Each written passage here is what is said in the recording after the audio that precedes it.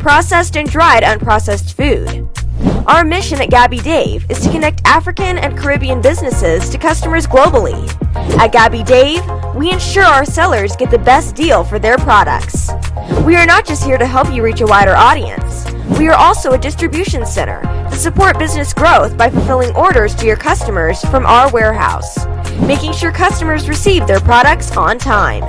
We are inviting all Black-owned businesses to trade on our platform because we strongly believe Africans have a unique brand the customer would appreciate globally. So get in touch today and let us make your product and business go far. Here are some of the benefits of using Gabby Dave Global. User-friendly platform, track your shipment, online support, transparent process, multiple SKUs, multiple products, a platform that encourages manufacturers as well as traders. Our marketing and PR interventions amplifies yours. Organized products and categories for easy access and navigation. Access to global community, especially within UK and Europe.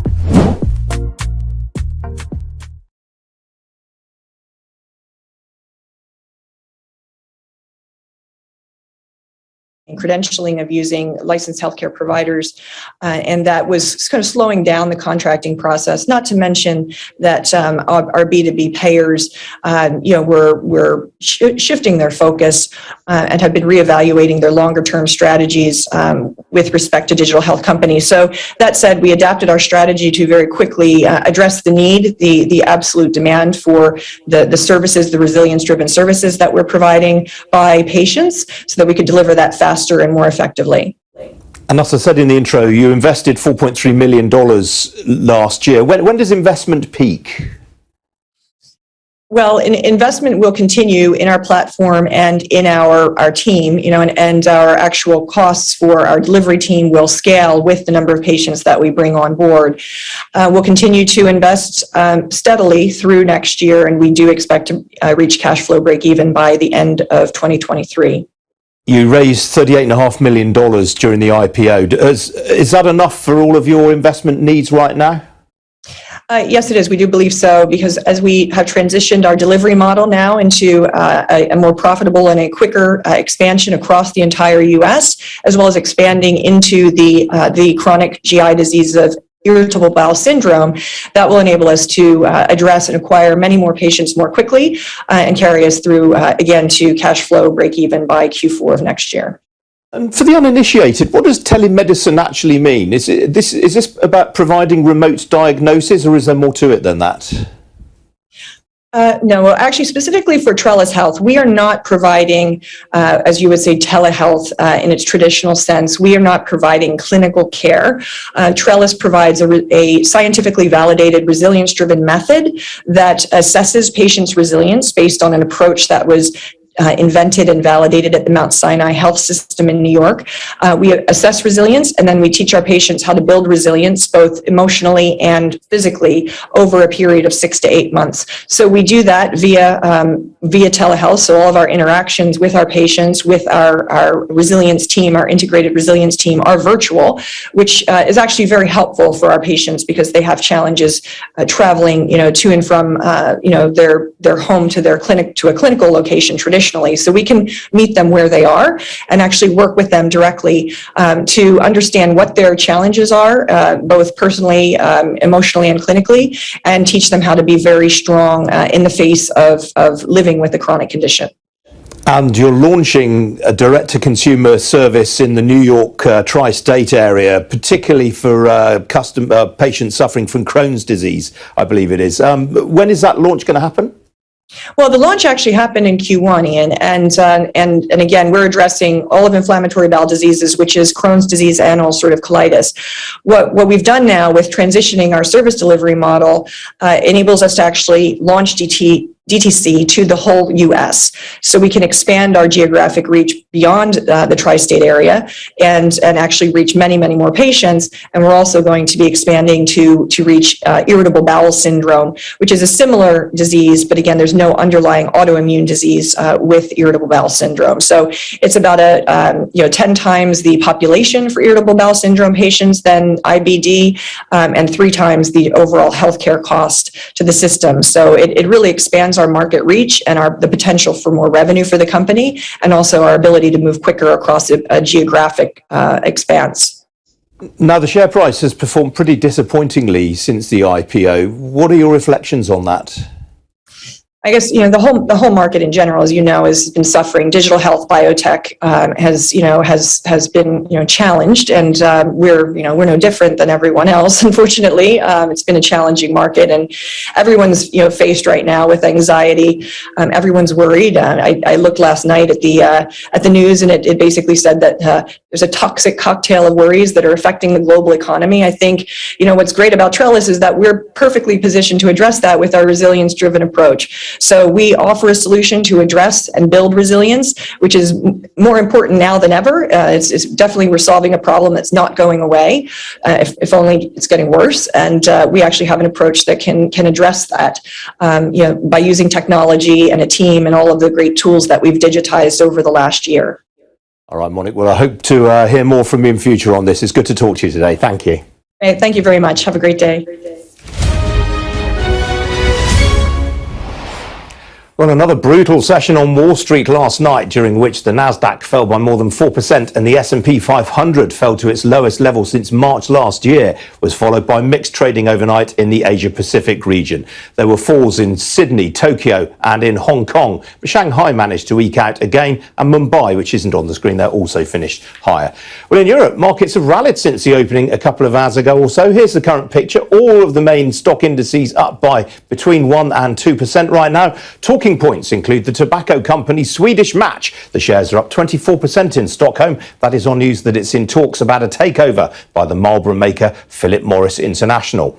Well, here in London, the FTSE 100 is also in positive territory, up by nearly 1% there in a broad-based rally. The leading blue chip gainer is the tobacco group Imperial Brands. That appears to be in sympathy with Swedish Match. The shares nearly 3% ahead there. There aren't too many stock-specific stories around in the top 100 this morning. Outside the FTSE, Centrica, which I mentioned earlier, they're the leading gainer on the trading update. The shares currently ahead by some 5%, while the instruments group Spectris is ahead by 3%. That is on the acquisition of the US firm Dytran Instruments for $82 million.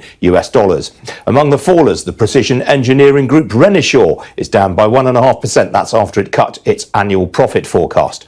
On the foreign exchange markets, the pound hit its lowest level yesterday against the US dollar since June 2020. It staged something of a rally this morning. I think it's coming up there. There you go. Well, look at that. It's showing it's more or less unchanged. I can tell you sterling was, it's holding its own. It's back above $1.23, which it fell below yesterday. Sterling very slightly lower right now, down 0.1% against the euro. As for the oil price, well, that fell yesterday amid concerns over weakening Chinese demand. It staged and rally earlier on this morning, but that's petered out. As you can see, a barrel of Brent crude will currently cost you $105.72 a barrel. That's down 1/5%. Well, joining me now is Rachel Winter. She's partner at Killick & Co. Rachel, good to see you this morning. I mean, it was a torrid session on Wall Street last night. We've had a few of them lately. Do you see Wall Street rallying today as Europe has done? I do. I mean, it's been an awful start to the year, but stocks can only fall so far before they start to become attractive. And it does feel as though we've got some buyers coming in today. UK markets are up this morning. And at the moment, US futures are pointing higher.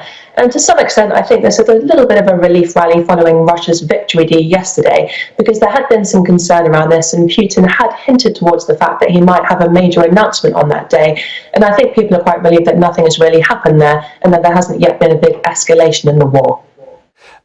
Rachel, let me put a question to you that I put to our markets guests this time yesterday. Are equity market investors slightly overdoing the doom and gloom in terms of how hawkish central banks are going to be? Well, I think there are lots of different things to be worried about. You've got high inflation, high interest rates, you've got China slowing down, you've got the war. So I'm not surprised that some people do feel incredibly nervous. But my opinion is that with inflation at these levels, equity markets are the only place where you can make a return that will beat inflation. And I think that will continue to encourage people to invest in equity markets. Now, Rachel, I mentioned Centrica just now. Good news for long-suffering shareholders, because this has had a patchy track record of late. It's obviously going to revive calls for a windfall tax, isn't it? It is, which I personally don't think would be fair. It's been a very difficult few years for these companies, and they weren't really given any help during that difficult time. So to tax them when times do get better, I think feels a little bit unfair. And furthermore, a lot of these businesses do need to invest in more renewable, sustainable solutions, and they're not going to be able to do that if there is a windfall tax. Now, what about Renishaw? It's a company we probably ought to talk about more on this programme. I mean, it's a great British engineering company. Shares in the doldrums today. Yes, it's a maker of precision measuring equipment, sorry, that's quite hard to say, and it does make a lot of equipment for manufacturers of semiconductors, and that should be quite a good market right now. However, at the moment, like many businesses, Renishaw has said it's suffering from higher costs due to rising wages and also rising power costs. So that's why the shares are down this morning. And also last year, the founders did try and put the business up for sale, but no suitable buyers came forward. So there is a bit of uncertainty hanging over the future of the business, and I think that's one of the reasons why shares have been languishing a bit of late. Yeah, it's a really interesting story, isn't it? They didn't want to sell to a private equity company, essentially, but it's difficult to see who else comes in and buys the business. Exactly, so it's quite uncertain where we go from here. Now, what about Heathrow? They've got their traffic numbers out this morning. You look at these quite closely every month. Yes, good news here. So they've raised their expectations of passenger numbers for this year by 16%, so that's definitely a good thing. But having said that, they still expect total passenger numbers to be at 65% of pre-pandemic levels, so there's still quite a way to go here. And if we look at the announcement, there's a lot of talk about leisure travel recovering, but there's not much comment about business travel. And that's where historically a lot of airports and airlines have made their money, so we really do want that to recover as well. Absolutely. Rachel, got to leave it there, I'm afraid. Good to talk to you as ever. Thank you. Thank you.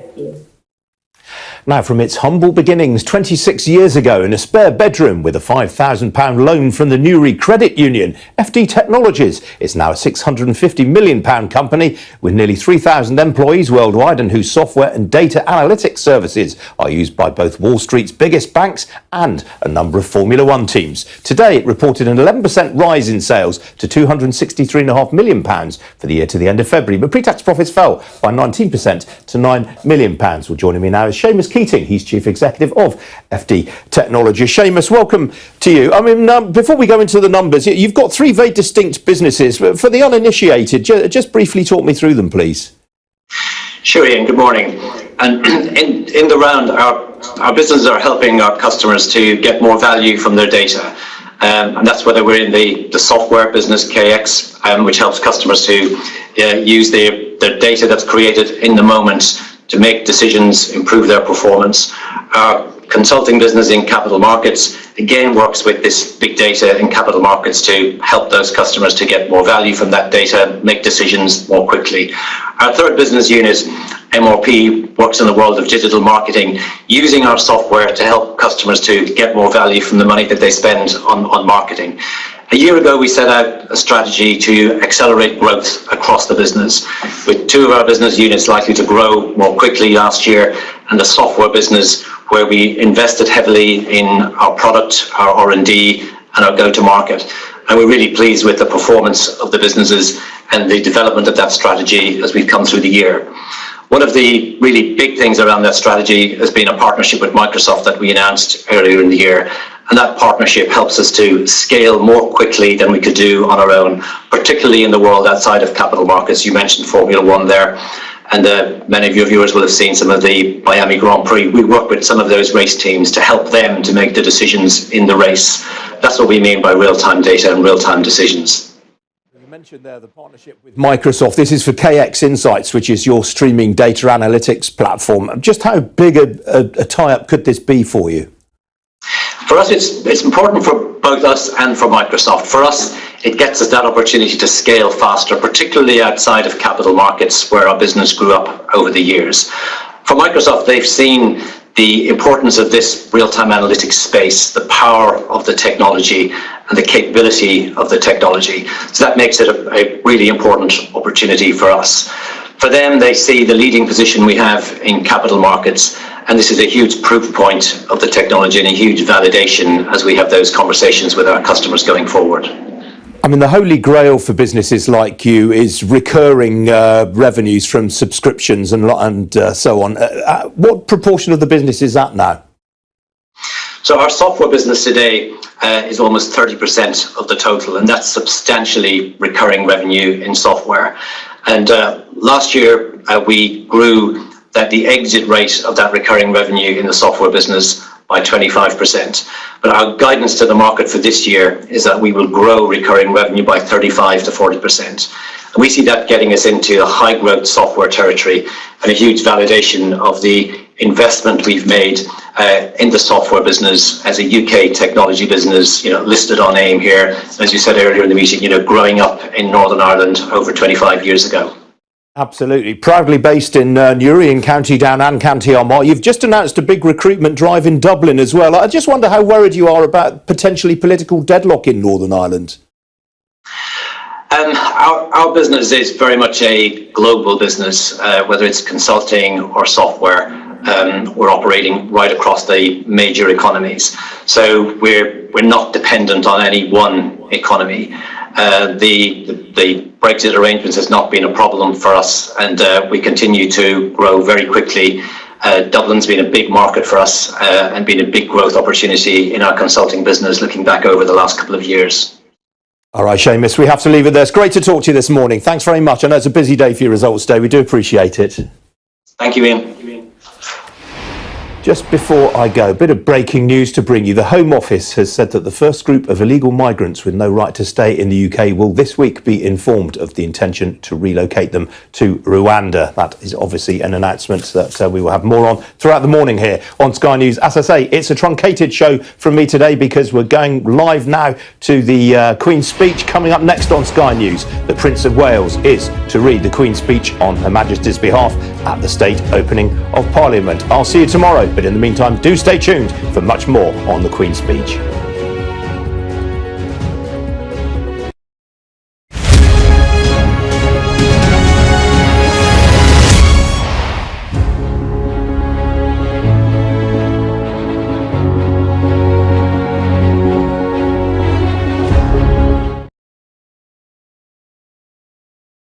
But you were afraid to ask, how do I start my business? How do I raise the finance? How do I grow my business? Where am I going to find my customers? Join me every Tuesday at 1:30 p.m. on Starr Radio UK to get all the information and tips that you need to become a successful entrepreneur and become financially free. Remember, don't let life dictate to you. Rather, put your signature on life. Hi guys, this is your friend Uruj from SendWave. SendWave is a money transfer app that is used by people all over the world to send money to their loved ones in Africa. With SendWave, you can send money to Ghana, Nigeria, Kenya, Uganda, and Tanzania. And the best part is, SendWave is absolutely commission free. Our exchange rates are excellent. You can see for yourself by checking them out on our website. So how do you use SendWave? SendWave is an app that you can download onto your phone from the App Store or Google Play Store. The app is free to download. After downloading it, just open the app and enter your name, email, and phone number. That's it. You're good to go. Make sure you use the promo code SR. S for Star, R for Radio. This promo code will give you £5 free credit to send to Africa on your first transaction. Your money will be delivered to your recipient within seconds. Feel free to call me on 0749 7377 647 at any time. I'll be happy to tell you all about SendWave and help you in any way I can. Remember to use the promo code SR for £5 free credit. Medasse. Check me out. He tells me my energy is making him tired. Yes! How do you get the energy to do that? I've been told that I have a lot of energy, but my goodness, I think today I have met my match, people. I have met my match, Miss Suzanne. Wow, amazing. One of the things that's the start of the darkness. The whole of darkness. So what did that Myself and the world in adjustment. And 2019. Forget the proverbial boardroom. Join me, Simone Frazier, on The CEO, the program that gives you the driving seat over your life. Every Tuesday, 8 p.m. only on Starr Radio.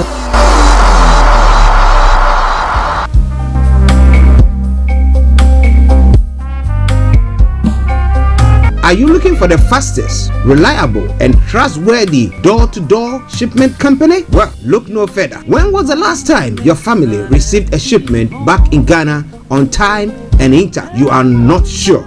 Well, Lamb Shippers, we pride ourselves with being the fastest, reliable, and trustworthy shippers you can use. You are assured of a prompt pickup anywhere in the UK by our personnel. They also make sure your items are well packaged to get to its destination in time. When it comes to door-to-door shipment, look no further. Well, Lamb Shippers, contact us on 07939009321 or 07498911820, or you can visit our website www.welllamb.co.uk. You can also drop us a mail, info@welllamb@gmail.com. Well Lamb Shippers, fast, reliable, and trustworthy.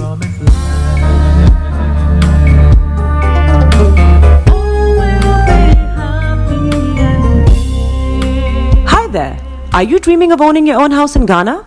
Then you will need a well-documented piece of land that is free from troubles. I highly recommend My Africa Property for any size of land that you will need. With My Africa Property, lands are available in Pram, Sopoli, Tohenia, Ogome, Dodova, Winneba, and many other locations at affordable prices. These locations are about an hour away from the airport, only 35 minutes from the motorway, 10 minutes drive from Central University College, 10 minutes drive to the beach, and close to Pram Senior High School and Ghana Men's Soccer Center of Excellence. For more details, visit our website www.myafricaproperty.com or call our UK office on 0208 123 2523. For our US and Canada offices, call us on +1 585 184 994145. You can also email us at ghana@myafricaproperty.com. Tune in to On Point here on Starr Radio UK with Empress Regina every Monday at 5 p.m. GMT. Looking forward to your company. Getting onto the property ladder has never been easy until now. Join us this and every Thursday from 7 p.m. to 8:30 p.m. live on the Property Hour Show on Starr Radio UK, where we talk to mortgage brokers, property developers, estate agents, landlord, tenant, property consultants on how to invest or get into the property business and make money. You can't afford to miss this. The Property Hour Show is your best source into the property industry.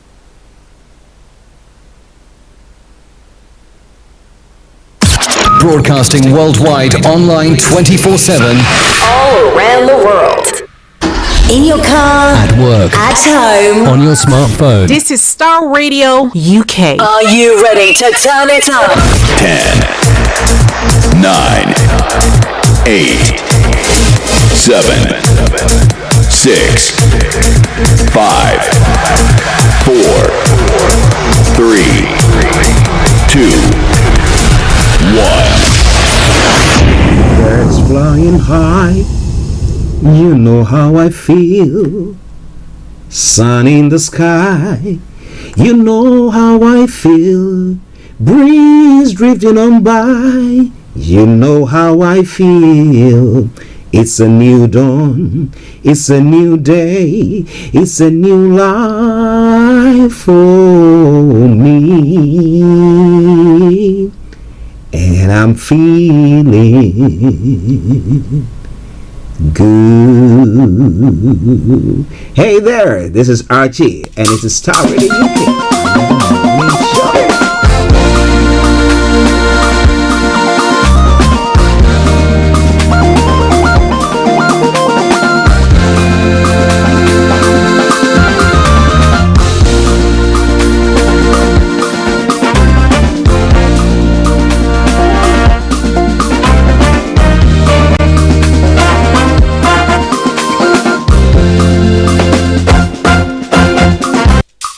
This is Starr Radio UK.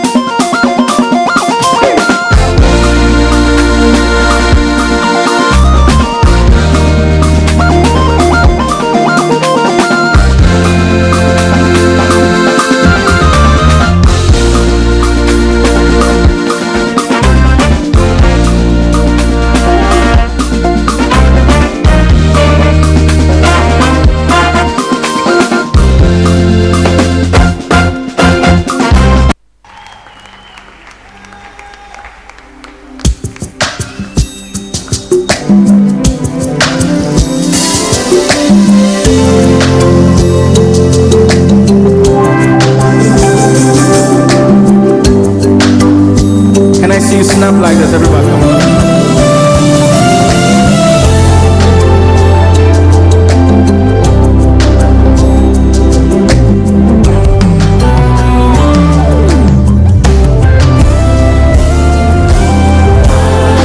your car, At work. at home. On your smartphone.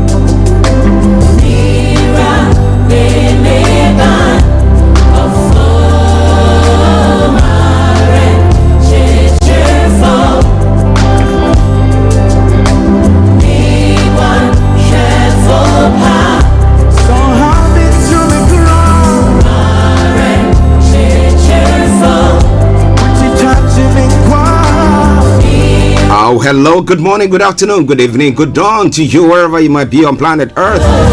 Those of you on other planets as well, we salute you all and want to welcome you to the Tuesday edition of the morning show. Today is the 10th day of May, the year 2022, where the Queen is meant to open Parliament today. But don't you worry, Prince Charles and William are all available to do that. So during the course of the program, we'll be bringing that your way as well. And the fact that the Labour leader had put his reputation on the line, saying that, well, if I'm found guilty and I'm handed down a fine, I'm going to resign. Is it a right move? And does it put pressure on the Prime Minister, who has already been found guilty and then has been handed down a fine? We'll be looking into all those stories. Well. Yesterday, Olayomi couldn't join us live, but I told you that all the information I was bringing you was fed me through him. But today, we're going to be looking at buying APC presidential forms for me without my consent. It's an insult. Who is speaking? You want to know more? Continue to stay tuned, and I'll be telling you more on that. But let me say good morning, good afternoon, good evening, good dawn to you wherever you might be once again. To my colleagues, Mr. Frank Davis, Mr. Olayomi Kojo D, wherever you all are, gentlemen, massive good morning to you. Special good morning to Empress Regina, wherever you are. Lady C, I hope you are all doing very, very well. Mr. Kofi Ali Abdul Yakin, massive good morning to you. Felix all the way in Aberdeen. I salute you. To our listeners in the US, in America. So I'm in the North and the South America area, right? And then Europe, Asia, Australia, and on the African continent as well. I salute each and every one of you. Amaya Jergene, massive good morning to you.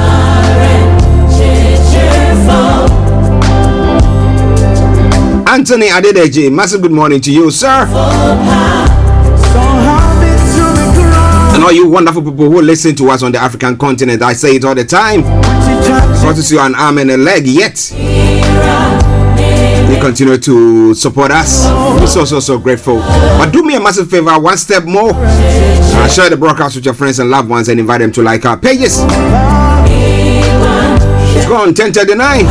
I'm going to be cracking on straight so that I'll be nipping in and out of the House of Parliament, so that those of you who want to listen to the speech or the opening of Parliament as well will not miss anything on that front. So once again, hold on to your horses.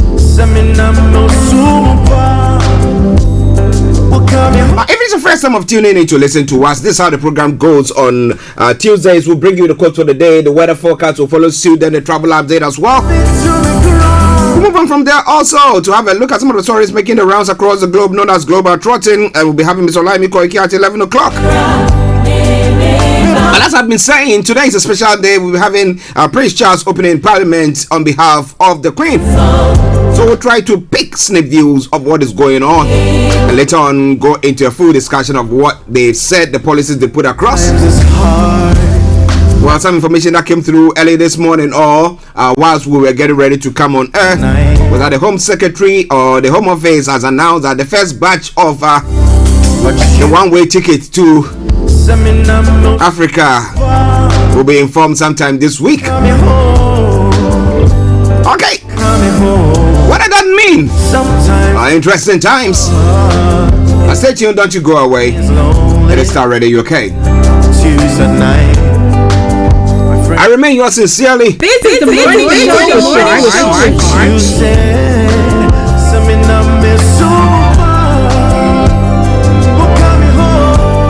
Okay, the quote for the today says one of the greatest resources that any person can find anywhere in the world is human capital, which in most cases is rooted in networks or social capital.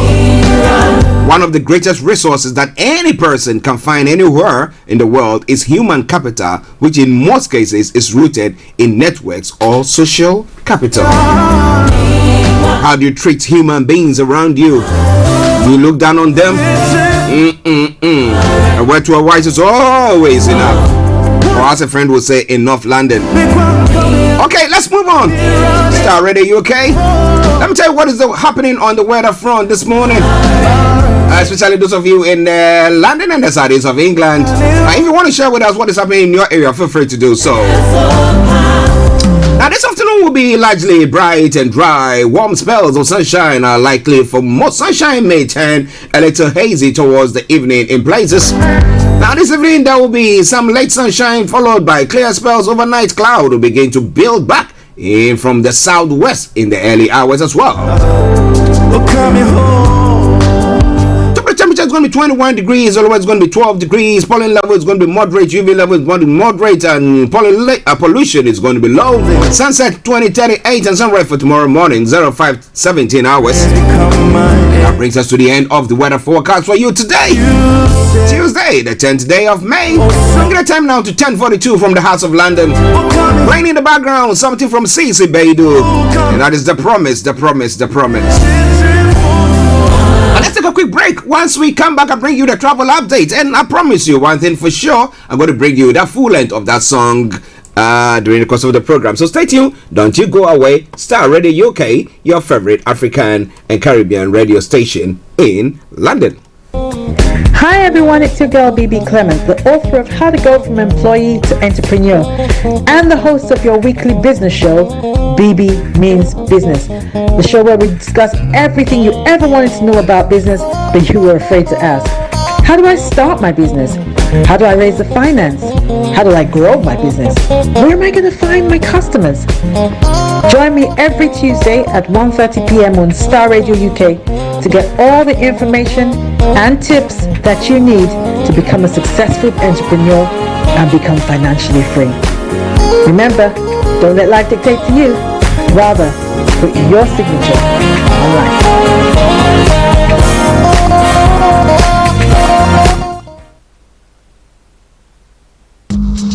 Check it out. Keep your eyes on the road. Anything that you will never do. Keep your eyes on the road. Check it out. Check it out. Check it out, y'all. This is Ghana, my people right here. Big shout out to all the people in Africa. Can you feel this? What's up? I put you on down. Mr. Average Rock Soul. Keep your eyes on the road. Second album in effect. We're about to do this live. Africa, all the way. East Coast, West Coast. Anything that you will never do. Keep your eyes on the road. Anything that you will never do. Keep your eyes on the road. Anything that you will never do. Keep your eyes on the road. Tell you something. It's the hottest thing, and it's on its way to the top. Keep it on. Reggie Rock Starr. Keep your eyes on the road. Anything that you will never do. Keep your eyes on the road. Reggie, check it out. Check it out. Check it out, y'all. This is Ghana, my people right here. Anything that you will never do. Keep your eyes on the road. Okay, so keep your eyes on the roads. Keep your eyes on the roads. I'll keep you navigated. I promise I'll born. The Starr Radio Travel Update that comes away every weekday from 10:40. It's now 10:45. Keep your eyes on the road. Keep your eyes on the roads. Keep your eyes on the roads. Now straight on to the This is Ghana, my people right here. Big shout out to all the people in Africa. The underground this morning, apart from the Northern Line, as you know, until mid-May, that is going to be ready. All the others have got good service. TFL, Rail, DLR, London Tram Link, London Overground, good service there as well. Coming to the major roads in London, A4, Central London Red Routes, North Circular A406, and South Circular A204 A205 have all got closures. That aside, A41 has got serious delays, so if you can avoid them, do your best to avoid them. Moving on straight to the river bars as well. Apart from the Woolwich ferry that is suspended, all the others have got good service. to the final segment of the travel update, that's the National Rail. On the National Rail, First Transparent and Express has got special service. That aside, Northern Rail and Scott Rail has all got minor delays, and all the others, good service there. So once again, let me say it. Well. Good morning, good afternoon, good evening, good dawn to you, wherever you might be on planet Earth.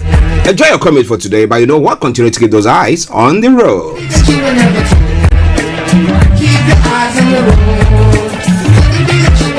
Hi everyone, it's your girl BB Clemens, the author of How to Go From Employee to Entrepreneur and the host of your weekly business show, BB Means Business, the show where we discuss everything you ever wanted to know about business but you were afraid to ask. How do I start my business? How do I raise the finance? How do I grow my business? Where am I going to find my customers? Join me every Tuesday at 1:30 p.m. on Starr Radio UK to get all the information and tips that you need to become a successful entrepreneur and become financially free. Remember, don't let life dictate to you. Rather, put your signature on life. Hi guys, this is your friend Uruj from SendWave. SendWave is a money transfer app that is used by people all over the world to send money to their loved ones in Africa. With SendWave, you can send money to Ghana, Nigeria, Kenya, Uganda, and Tanzania. And the best part is, SendWave is absolutely commission free. Our exchange rates are excellent. You can see for yourself by checking them out on our website. So how do you use SendWave? SendWave is an app that you can download onto your phone from the App Store or Google Play Store. The app is free to download. After downloading it, just open the app and enter your name, email, and phone number. That's it. You're good to go. Make sure you use the promo code SR. S for Star, R for Radio. This promo code will give you £5 free credit to send to Africa on your first transaction. Your money will be delivered to your recipient within seconds. Feel free to call me on 0749 7377 647 at any time. I'll be happy to tell you all about SendWave and help you in any way I can. Remember to use the promo code SR for £5 free credit. Medasse. Check me out. He tells me my energy is making him tired. Yes! How do you get the energy to do I've been told that I have a lot of energy, but my goodness, I think today I have met my match people. I have met my match, Miss Suzanne. Wow, amazing. One of the things that's the start of the darkness. Of darkness. So what did that Myself and the world in a just. And 2019. Forget the proverbial boardroom. Join me, Simone Frazier, on the CEO, the program that gives you the driving seat over your life. Every Tuesday, 8 p.m. only on Starr Radio.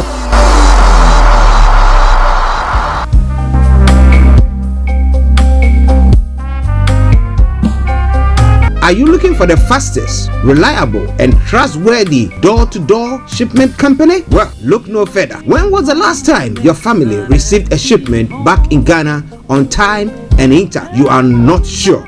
Well, shippers, we pride ourselves with being the fastest, reliable, and trustworthy shippers you can use. You are assured of a prompt pickup anywhere in the UK by our personnel. They also make sure your items are well packaged to get to its destination in time. When it comes to door-to-door shipment, look no further. Well, shippers, contact us on 07939009321 or 07498911820. Or you can visit our website www.welllamp.co.uk. You can also drop us a mail, info@welllamp@gmail.com. Well Lamp Shippers, fast, reliable, and trustworthy.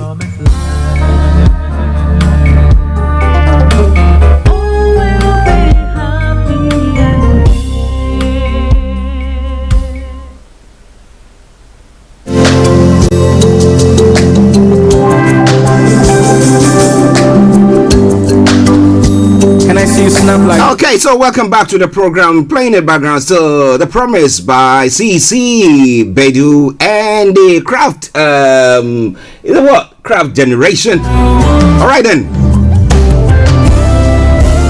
So it's now time for Global Trotting. As I said earlier on, when it comes to the updates of Nigeria, we're going to be looking at buying APC presidential forms for me without my consent is an insult. Now, this person was a former president, president of Nigeria who flew on the flag of the PDP. Now, how come somebody go buy a presidential form for him for the other party? My goodness.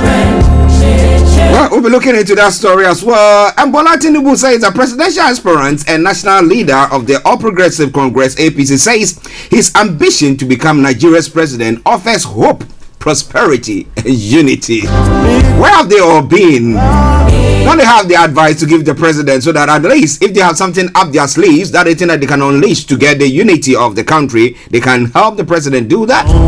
Well, a lot more going to be coming your way from updates from Nigeria. Well, as I said earlier on, the Queen's speech will be taking place, or opening of Parliament will be taking place. We'll be bringing you sneak views of it, line it all up nicely for you. Sometimes it's hard, but as I said, it's time for Global Trotting, so let's crack on. My friends become my enemies. What you said, something I miss so much.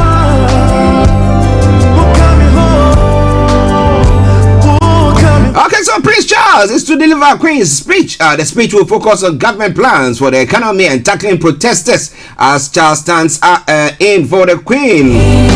More details will be coming your way. As I did say earlier on, pertaining to the Labour leader's stance, we can prove Starmer did not break rules. Labour is saying that the party says it has evidence the leader's team was working when food was ordered during the COVID lockdown. However, taking a bold step, putting his integrity on the line, saying that, you know what? If I'm found guilty and handed down a fine, that's it, I'm gone. Now, has he put his integrity on the line? And is it a risky move that is made? Unless, of course, some people are saying that he might have some good evidence that exonerates him. But has that put the Prime Minister under pressure? So the person even has not, the police have not handed down anything to him or any fine to him, and he said that, you know what, I'm going to quit if I'm found guilty. And the Prime Minister, he's been handed a fine, yet he's still there. He said, let's wait for Sue Gray. Maybe we have to wait for Sue Gray when it comes to Starr as well. Okay, so Northern Ireland public cannot be left high and dry. Prime Minister is told. Sinn Féin tells Boris Johnson the DUP's refusal to form an executive is punishing workers and families. So what are we going to be seeing in the Northern Ireland area? Well, this and a lot more going to be coming your way. It is All Star Radio UK, your favorite African and Caribbean radio station in London.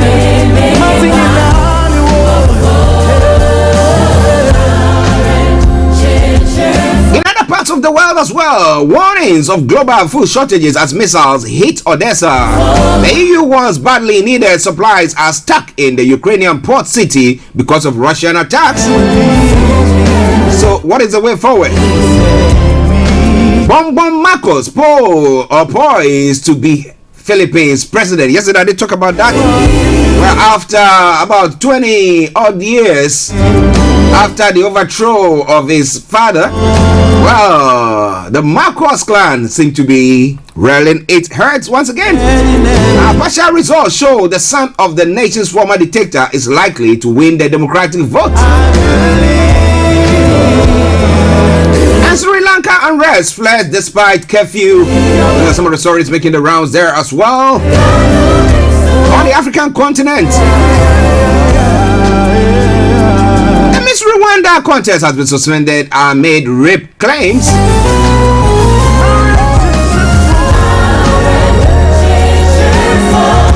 This all coming your way from Starr Radio UK. And as I did say earlier on, ex-Nigerian leader rejects presidential nomination and Northern Group bought the APC nomination form without his consent. Good luck, Jonathan says. And then in Kenya, interestingly, Kenyans mistake colonial era bomb for root vegetable. Oh my goodness. Cassava or plantain? Well, plantain is no root. It's cassava or cocoyam or potatoes. All right, this is all coming your way from Starr Radio UK. Now in Ghana as well. When the president was posed a question as to whether they're going to reduce the taxes on fuel, he said, no, we can't do that because we cannot pay our government workers. However, they've gone on to say that, look, the fact that the GRTCC or GPR2 are embarking on increasing their fare charges up to 20%. Isn't the right thing to do? And so the GRTCC is calling them. They said disregard a 20% hike in transport first. Now I own my own vehicle, all right, and I'm driving my vehicle, and you want to board it, and I say this one I'm going to charge you. You either get on it or you get off it. But this is the reality that is setting in because people are looking at the fact that look, we cannot do much about what is happening. But what do you think the government has to do in Ghana? Well, interestingly, is it the president and the members of the legislature have all got pay or wages increase or increments? No, we know that they did talk about some percentage cut or something thereabout after those increments. I think that will just bring them back to the same where they were. Now, you want to know more about what is happening? Continue to stay glued to your set. It is Starr Radio UK. 64-year-old retiree arrested for allegedly threatening Supreme Court judge. You know, Ghana Supreme Court judges, all that they do well is when you threaten them, they'll make sure that you go down. But we have Kwabena J. Japong, son of a former judge, who has come out to say that, look, I think Ghana is a small country. All that we need is up to 9 Supreme Court judges. But what is he saying there? This and a lot more we'll be looking at during the course of the program. It is Starr Radio UK. It is your favorite African and Caribbean radio station in London. Enjoy the rest of the music, and we bring you Mr. Olayomi Koiki. Stay tuned. Don't you go away. Mr. Frank Levis is in the house as well. He will be joining us. Stay tuned.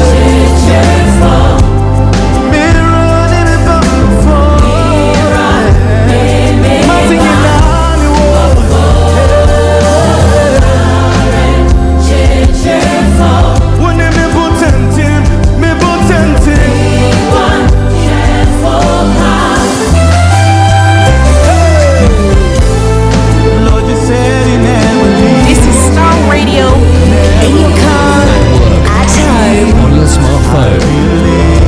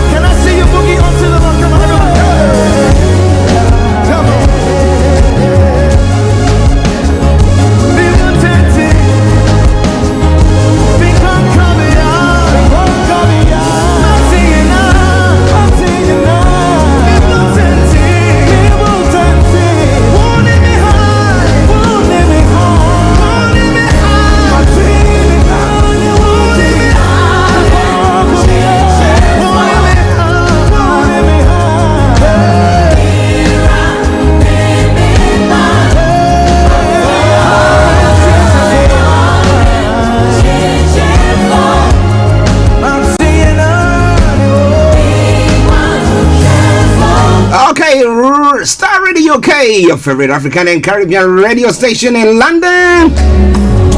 The promise is your comforter. He will comfort you, whatever situation that you find yourself in that you might be going through this morning. But wherever you are, it is already, as I said earlier on, well, we'll be taking you to the Houses of Parliament as well when Prince Charles, who is representing the Queen, gets to the Houses of Parliament to do or present or open Parliament there. But with me in the studio now, whilst we wait for Mr. Olayomi, it's Mr. Frank Davis, who is in the house. And let me say, Master, good morning to you, Frank. Archie, good morning, and good morning to our listeners, to our viewers, wherever they are. Felix, Kofi Ale, Malek, wherever you guys are, say good morning. Vicky, Bossman, I say good morning to you. Yes, how are you doing? Archie, I'm doing very well. Good. Long weekend. Yeah. Yeah, it's looking good. Yeah, let me say good morning to Vicky once again. Yes. Yeah, it was a hard battle. It was a hard battle.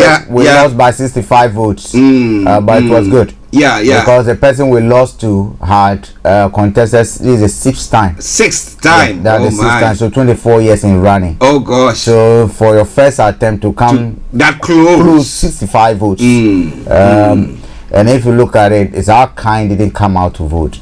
The turnout was very low, and that's the world is divided into two sections. If you do a critical analysis, our side was very low in terms of turnout, and their side was very high, and that could account for it. Again, that tells us that we do not participate. Our kind do not participate.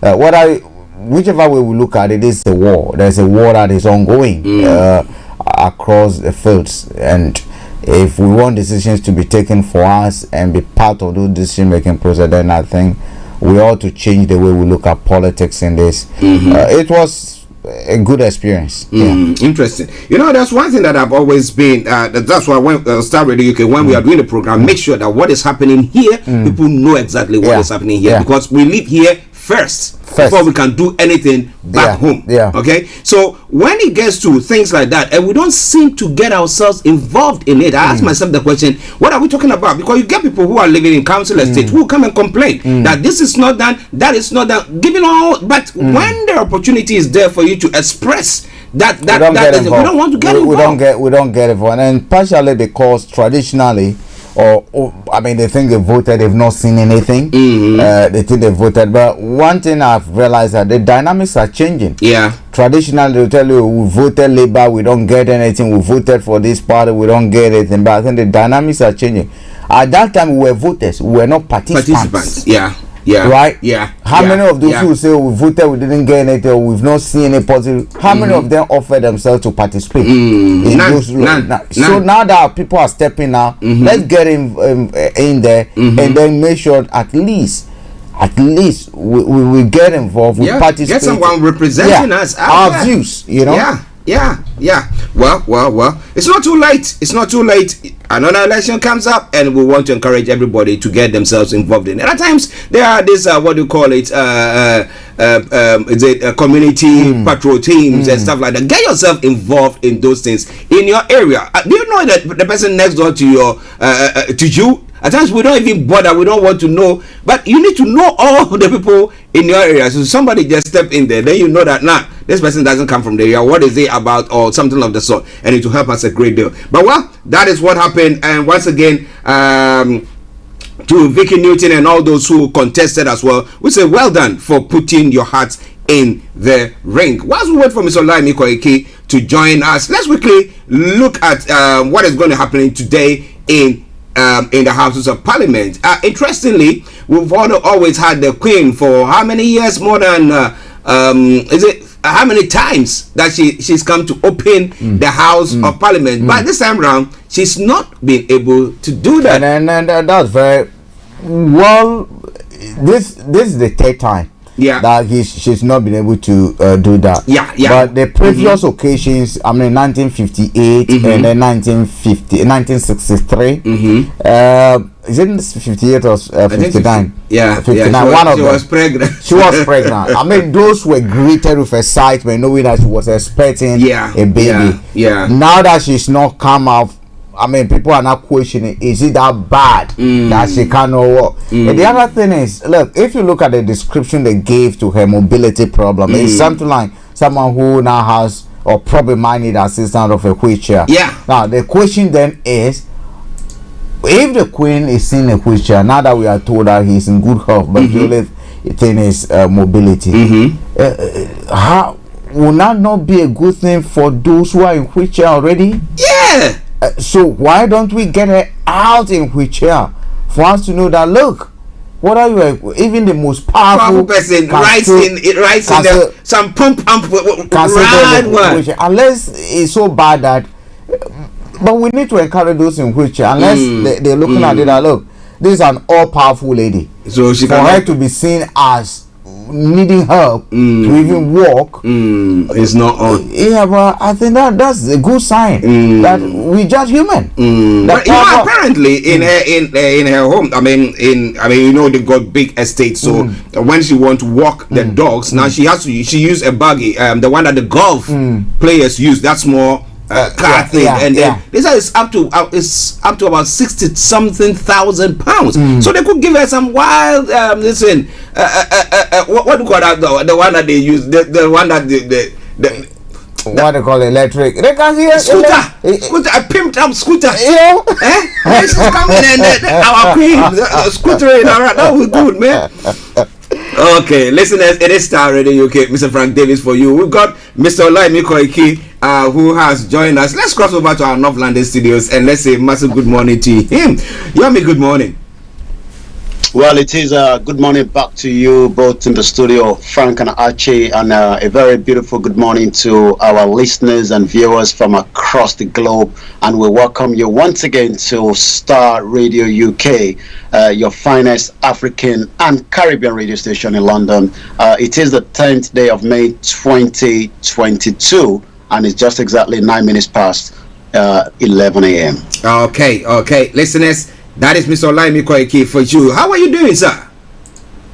Well, very good. And even though it's been a busy weekend as usual, but it's great to be back again after a day off yesterday. We couldn't join, the broadcast yesterday, but we're back and just to do what we love to do. And as Frank says, and yourself, if we don't deal with the issues here in the diaspora, it's going to be very difficult to even talk about dealing with the issues back in most African countries, and precisely Nigeria as a country. Well, listen, it's Starr Radio UK. As I said, whilst the updates are going on, we will bring you a sneak view of what is happening in Parliament as well, because we're going to be having, at the moment, I can tell you that Prince William has arrived at the Houses of Parliament, and they are waiting Prince Charles to, they didn't travel together. I'm like, these people, honestly, well, they've thought everything through. But as and when development goes on, we will let you know. But let's go straight to you. Let me say good morning to Anthony Adedeji. Anthony, I hope you are doing very, very well. Thank you very much for joining us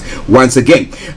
Interestingly, let's talk about APC presidential forms that have been bought for Jonathan. Now, this man he has never been an APC member. Okay, he is he is a PDP member. He ran on the ticket of the PDP, became the president, the vice president, and the president. Now, how come some people can just go say, we want to go and buy a ticket? So let's take an example of Ghana. Then somebody just decided to go and buy an MPP presidential this thing for Mahama. Said, we want to put Mahama there. What is all that about? Just before late evening yesterday, there was an information that filtered out that the Mayati Hala have literally purchased the 100 million naira, which equivalent to 135,000 pounds, form for the APC candidate for the former president Goodluck Jonathan. That trended as fast as across the globe. Remember, a lot of people have been, believing that Jonathan might switch from PDP into APC. So when the news filtered through yesterday, it was something that a lot of Nigerians were probably shocked, but some of his aides were very quiet about it. And in under 2-3 hours, there was another message that Jonathan never gave the consent for anyone to buy an application form to the tune of 100 million. For a party that he has not declared his intention to run under, or neither has he himself come out to say he will be rerunning again. But like I said, that was the scenario in Nigeria yesterday, and as at this morning, 76,000 tweets so far, as Jonathan is still trending on politics in Nigeria on Twitter this morning. Well, interesting. I know Frank wants to say something about that. I disagree with Jonathan. To be honest with you, I'm furious and I'm angry. When I heard the news yesterday, I was so furious, and I was saying, look, personally, I'm going to launch a campaign against Jonathan and politicians, because at the end of the day, politics must be based on principles. Yeah. And if Jonathan had confirmed, had gone ahead to accept this, Nigerian youth especially should know that this is like thieves around the table. Today it is my turn, tomorrow is my turn. Can you stand here so that when you are eating we will not see you? Can you stand here? So it will be like they are distributing the national cake among them, and it will have been bad. But you see, Archie, Jonathan might be coming out now because of the backlash. Okay. For all this while, the rumors has been going round that he cannot claim he has not heard it. He cannot claim he has not read it. And the people around him cannot claim that they have no knowledge of it. And I doubt that those who went ahead to buy the phone didn't have any conversation with him. They might have had a conversation with him. He might not have given consent. I'm thinking about it. And therefore they went ahead. What prevented Jonathan from coming straight to tell the people and the public, and at least to give confidence to those who suffered for him in PDP when the rumor started months ago, to say that I am a PDP candidate, I ran on a PDP ticket, I won election with your support. Now that I am out of the government, I will do whatever it takes to help the PDP come back to power. For whom much is given, much is deserved. Are you getting me? Much is expected, and we deserve much from him. So what stopped him from coming out to disassociate himself for all those rumors to a point where a farmer has been bought, you saw the backlash, now you are not coming out. To it. He's not to be trusted, and he's lost a lot of respect that some of us have for him. Wow. Yomi, the Miyati Allah, who are they? I mean, how they wield so much power to buy 135,000 pounds worth of that's how much the farm costs. Miyati Allah is the Cattle Breeders Association of Nigeria. Is a loose partisan and advocate group centered on promoting the welfare of the Fulani pastoralists in Nigeria. The organization was founded in the early 1960s, with their headquarters in Kaduna. And you can see, when that news filter linking the current situation of the Fulani herdsmen attack, and likewise they're saying that those attacks has nothing to do with the Fulani, and then for them to have purchased 100 million, they do have that sort of money, because it is not just them alone. We've seen former senator that has contested under a particular local government has now moved to Ogun State, is crying because these people have given him form. We've seen this current governor of the CBN, the Central Bank of Nigeria, wants to contest INEC to say that INEC cannot take him off as a CBN governor while he's still also bidding to become the president of Nigeria. So not the 100 million. It's all about center to those that have already become a very, very link to so many things. And if I look at some of the few headlines when it comes to the Miyati Allah, you can tell that there's a lot of issues between those cattle breeders, because there's a lot of issues with the farmers currently in the country. So when the word went out yesterday, like Frank says, the best option would have been for Jonathan to have come out quickly, but he left it a bit longer before he eventually came out to say that has got nothing to do with him. Interesting. Now, what has been the reaction of the general public, especially the PDP party? Well, like I said, as we speak right now, the PDP has not literally, said much, but the reaction so many Nigerians. Let's look at Simon Ekpa _ Simon Ekpa. I can confirm that Jonathan have rejected the Fulani Meati terrorist presidential form as we demanded on our last live broadcast yesterday. Reno Omokiri was a very close person to Jonathan during the Jonathan government, of the PDP. This is what he has to post some 11 hours ago. Former President Jonathan has nothing to do with the reported purchase of the form. He has an official spokesman as his own staff. He is a man of honor and will not do anything suspiciously. The media and the public should be guided. What more are people saying as well? Sonto Okonko _ General _ Sonto says, Igbo presidency, why do you think Meati Allah, the Fulani herdsmen, bought the APC presidential form for Goodluck Jonathan? Some of you still don't understand the game, the agenda of the northern Nigeria. They are far ahead of your politicians in the south with their divide and rule tactics. So you can see, maybe it was because of the Meati Allah that bought the form. Maybe if it was somebody else, maybe it couldn't have created this kind of energy that is still making it #1 trending on Twitter this morning. At 76,000 people have retweeted it. It's quite an interesting one. Yeah. Now, Frank, let me come to you. Now, you're looking at the fact that now these Meati Allah people are ones who have been accused of causing a lot of mayhem in that part of the world, and they think that okay, this is an Igbo person. So Jonathan is an Igbo person, right? Well, just from the between, the Igbo and the Middle Belt from Bayelsa. Okay. So somebody from the south, Okay. So assuming the Meati get him in and he wins the election, they are thinking that it's somebody that they can talk to, they can relate to, and then they can unite the country. Actually, it still doesn't. It still doesn't take away the fact that it is wrong. When he was in power, didn't we have some of these problems? We had some of these problems. It's only that they've gone west. Yeah. Are you getting me? Actually, even to the form, yes, they might be looking at someone. Actually, we know what it is. They want to get him in there. After 4 years, then another person from the north take over. That's a game plan. That's all they want to do. But actually, look, this is a game that Jonathan cannot claim to be innocent about.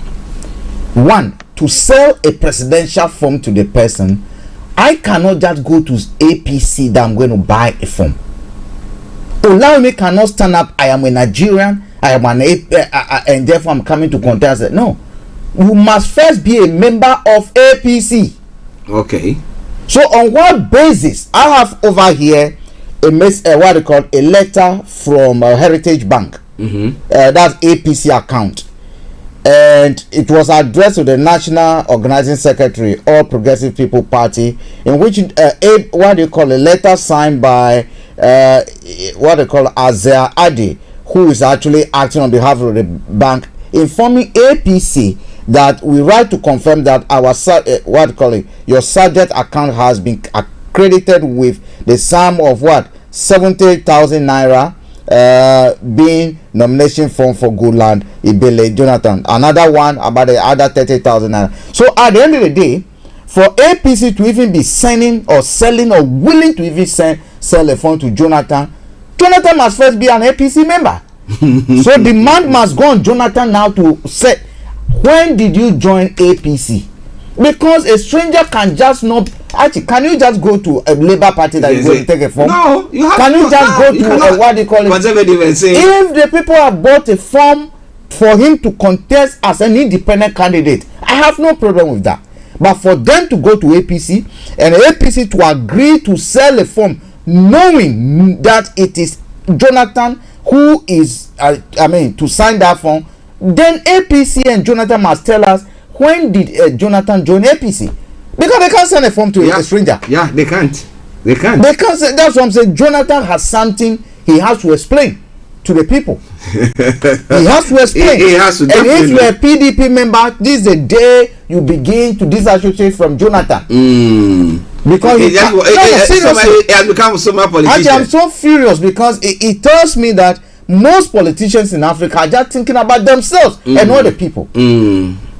About themselves and not the people, and principled people. It is annoying. Wow. Let's go back to Yomi. Yomi, now, why do you think, you put it out there, why do you think the Fulani want good luck back in Aso Rock?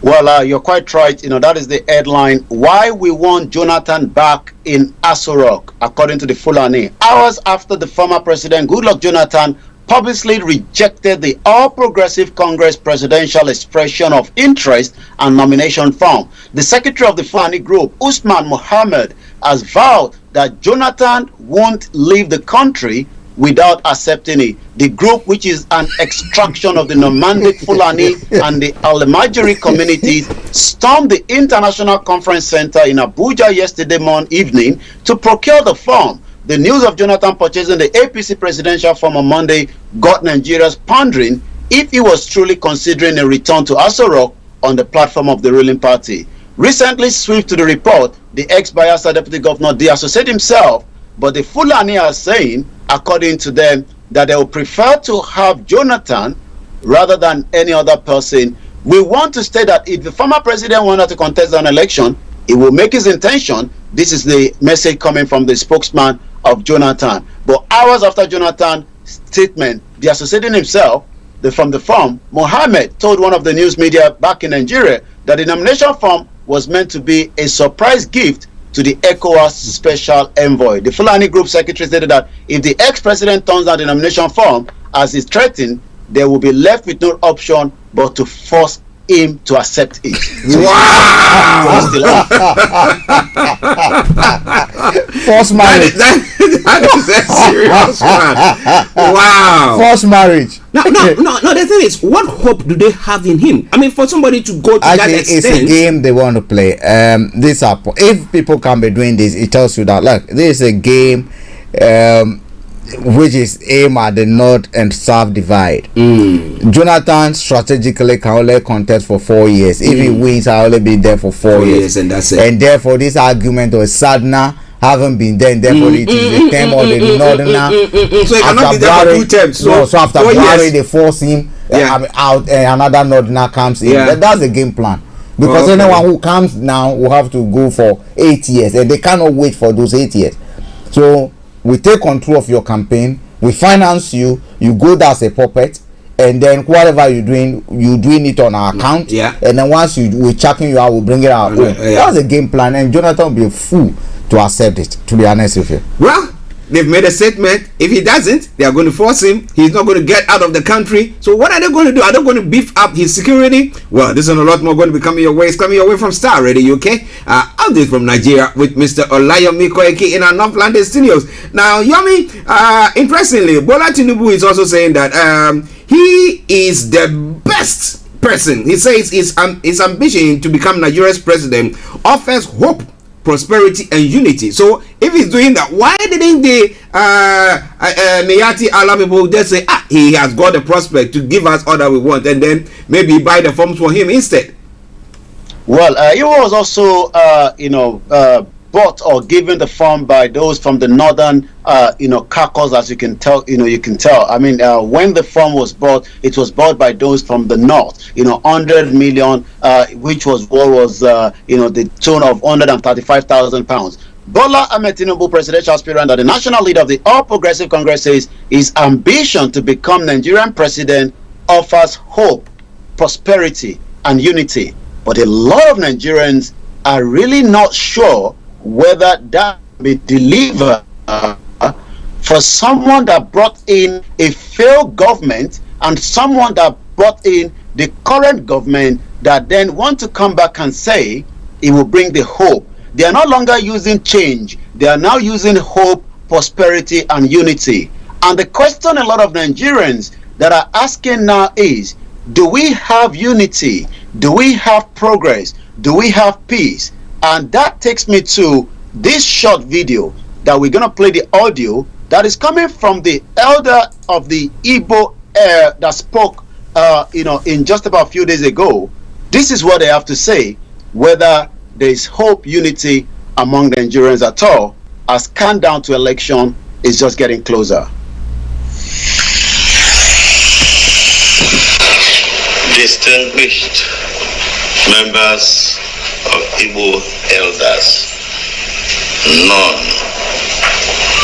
I welcome you, the media, both print and television. I welcome everybody here. This is not a very happy occasion for us, because most of us have vested interest in one Nigeria. But over the years, the government, especially the present government, seems to be working hard to push us out of Nigeria. And now we hear of a conspiracy to negate constitutional provisions of the parties, especially the PDP has zoning and rotation in the constitution. We have been zoning and rotating. Now that it is a turn of the Igbo, all kinds of things are being said.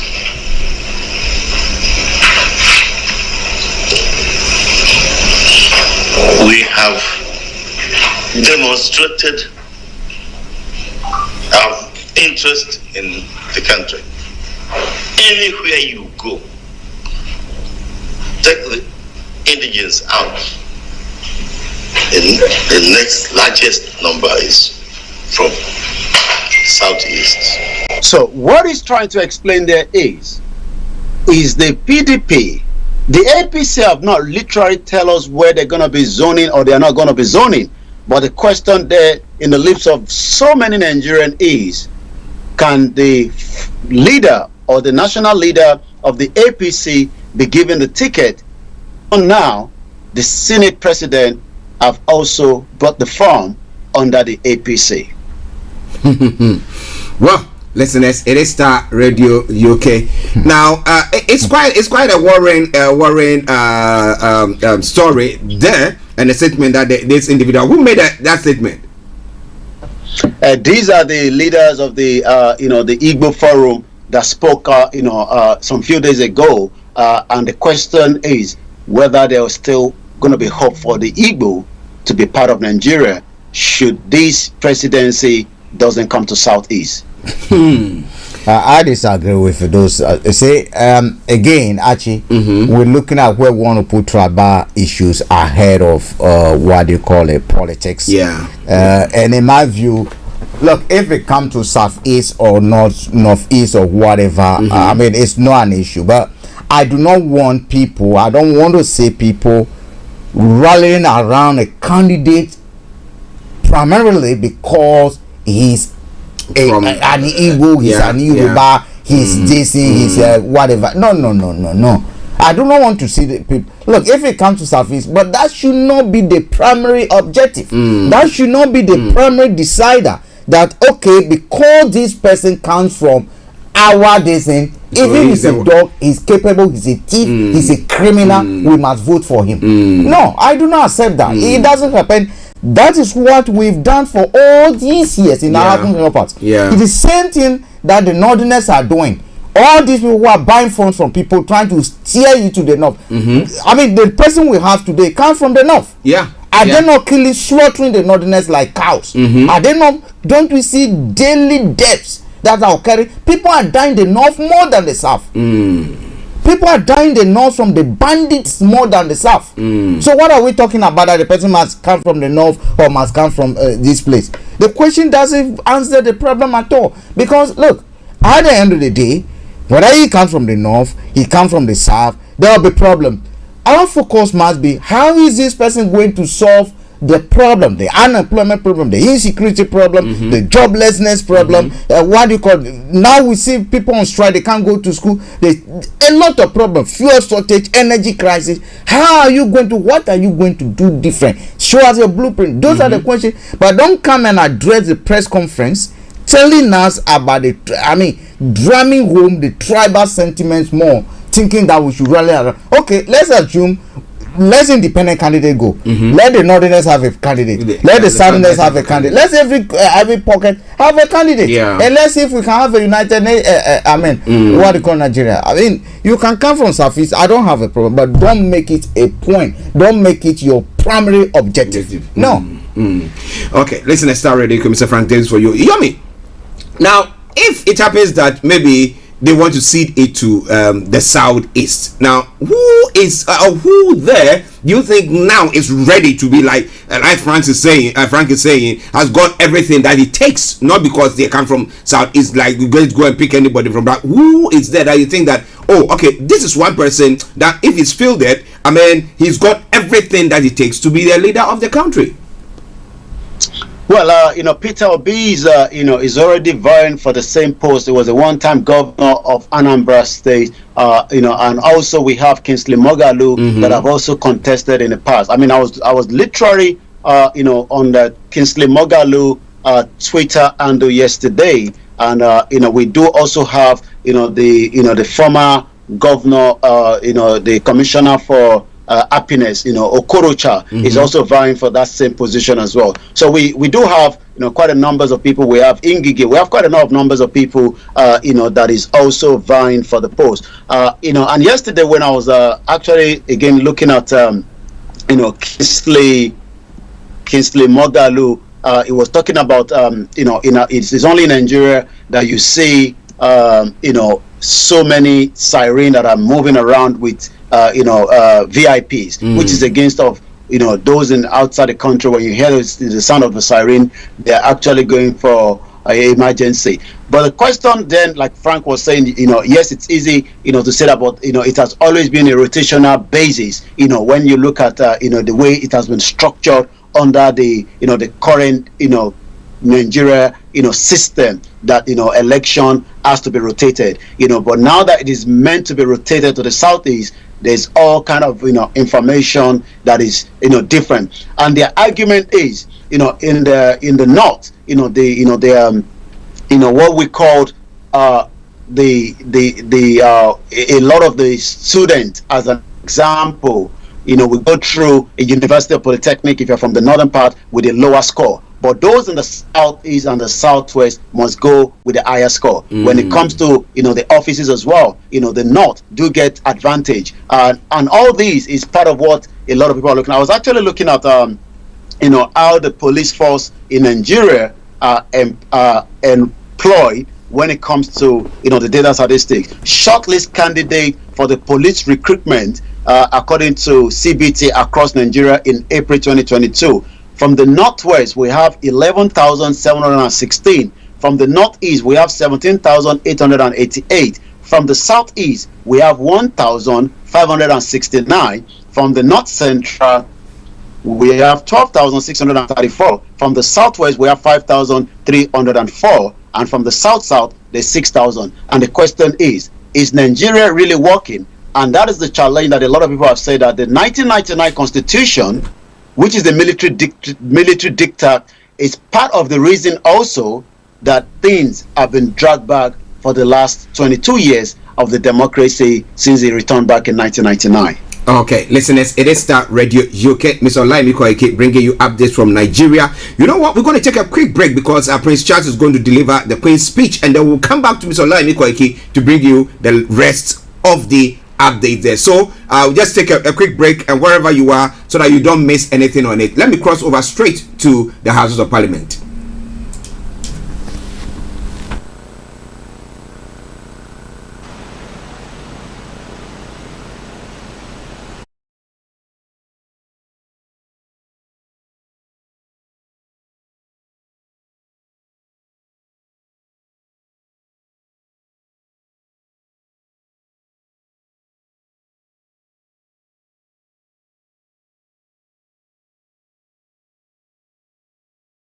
the COVID backlogs.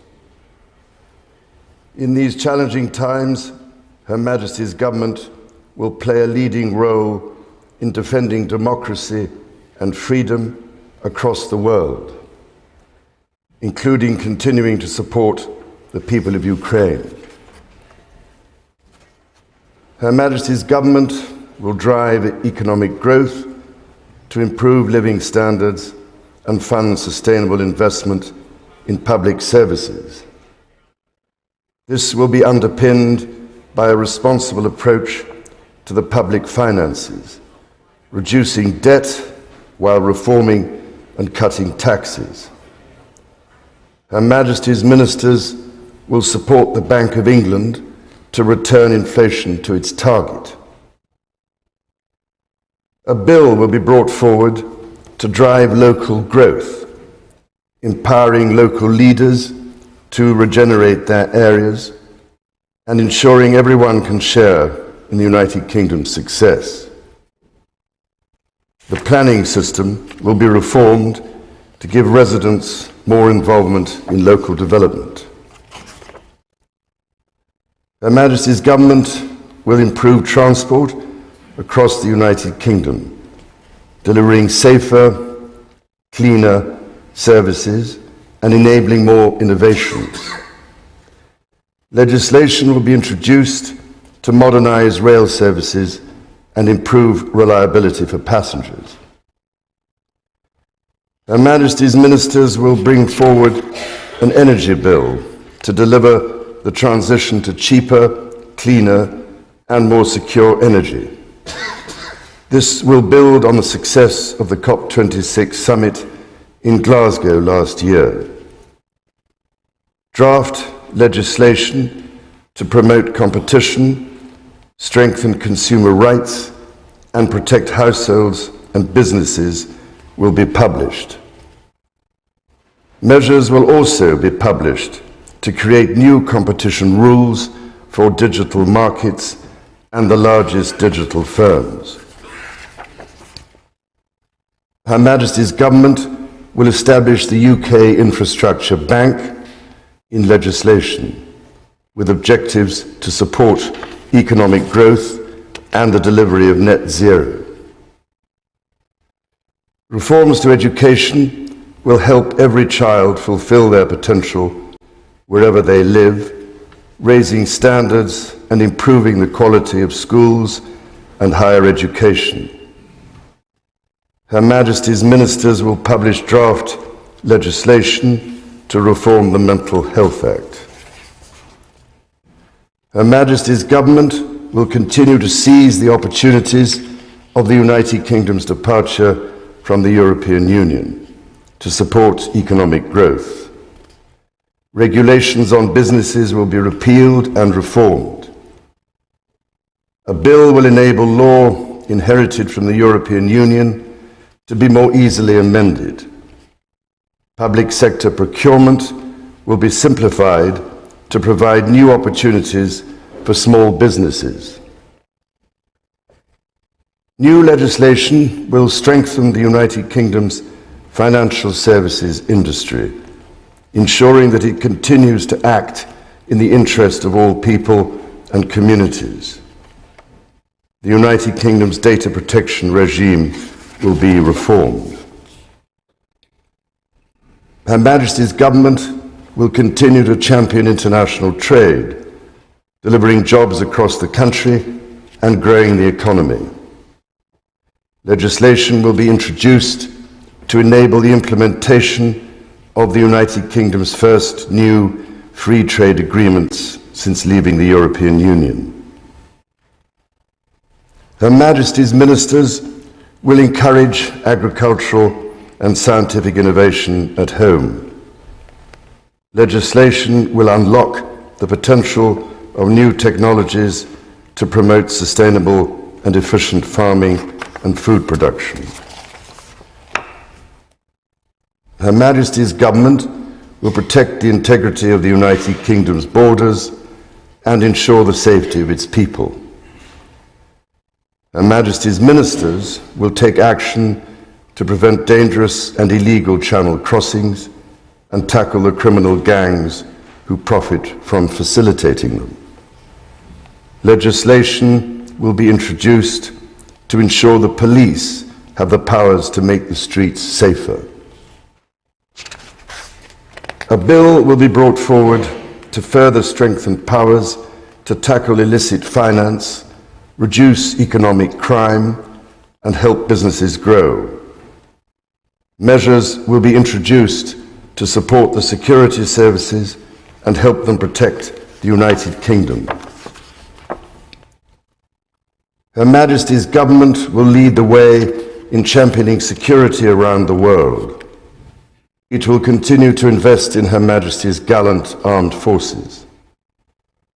Her Majesty's ministers will work closely with international partners to maintain a united NATO and address the most pressing global security challenges. The continued success and integrity of the whole of the United Kingdom is of paramount importance to Her Majesty's government, including the internal economic bonds between all of its parts. Her Majesty's government will prioritise support for the Belfast Good Friday Agreement and its institutions, including through legislation to address the legacy of the past. Her Majesty's government will ensure the Constitution is defended. Her Majesty's ministers will restore the balance of power between the legislature and the courts by introducing a Bill of Rights.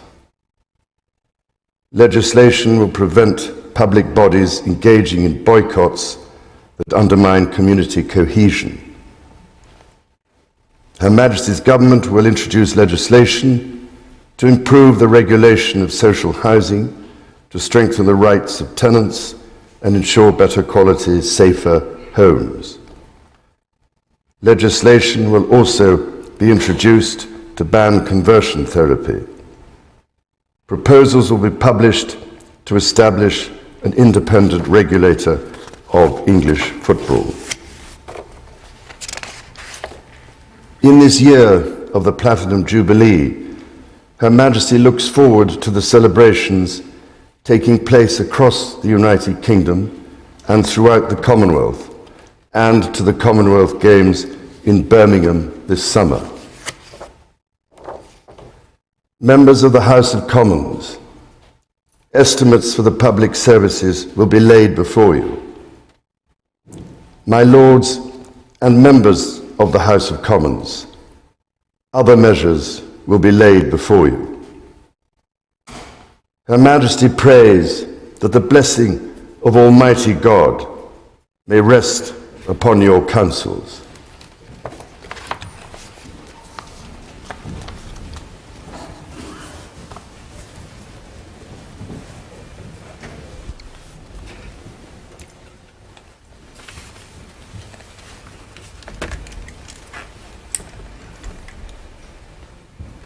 So the Prince of Wales has returned the speech. Okay, so that is the end of the Queen's speech that has just come your way. Myself and Mr. Frank Davis will be having a look at some of the pertinent points that were touched on, and then we will go on from there. But at the moment, Prince Charles, the Prince of Wales, and the wife Camilla and Prince William are leaving the chamber. Okay, so let me come back straight to the studio, and we want to apologize for the should I say interruption? No, because we told you that we're going to do that. But for Yomi, he had to leave us because of another appointment that he's got at the moment. But for now, let's just go straight to some of the points that Prince Charles did touch on. With me in the studio, as you know, is Mr. Frank Davis. Archie. Frank, interesting. I know that you were concentrating on listening to what Prince Charles was reading pertaining to what the Queen statement was. Yeah. Now, what were some of the catch points that you touched, you picked on? A lot.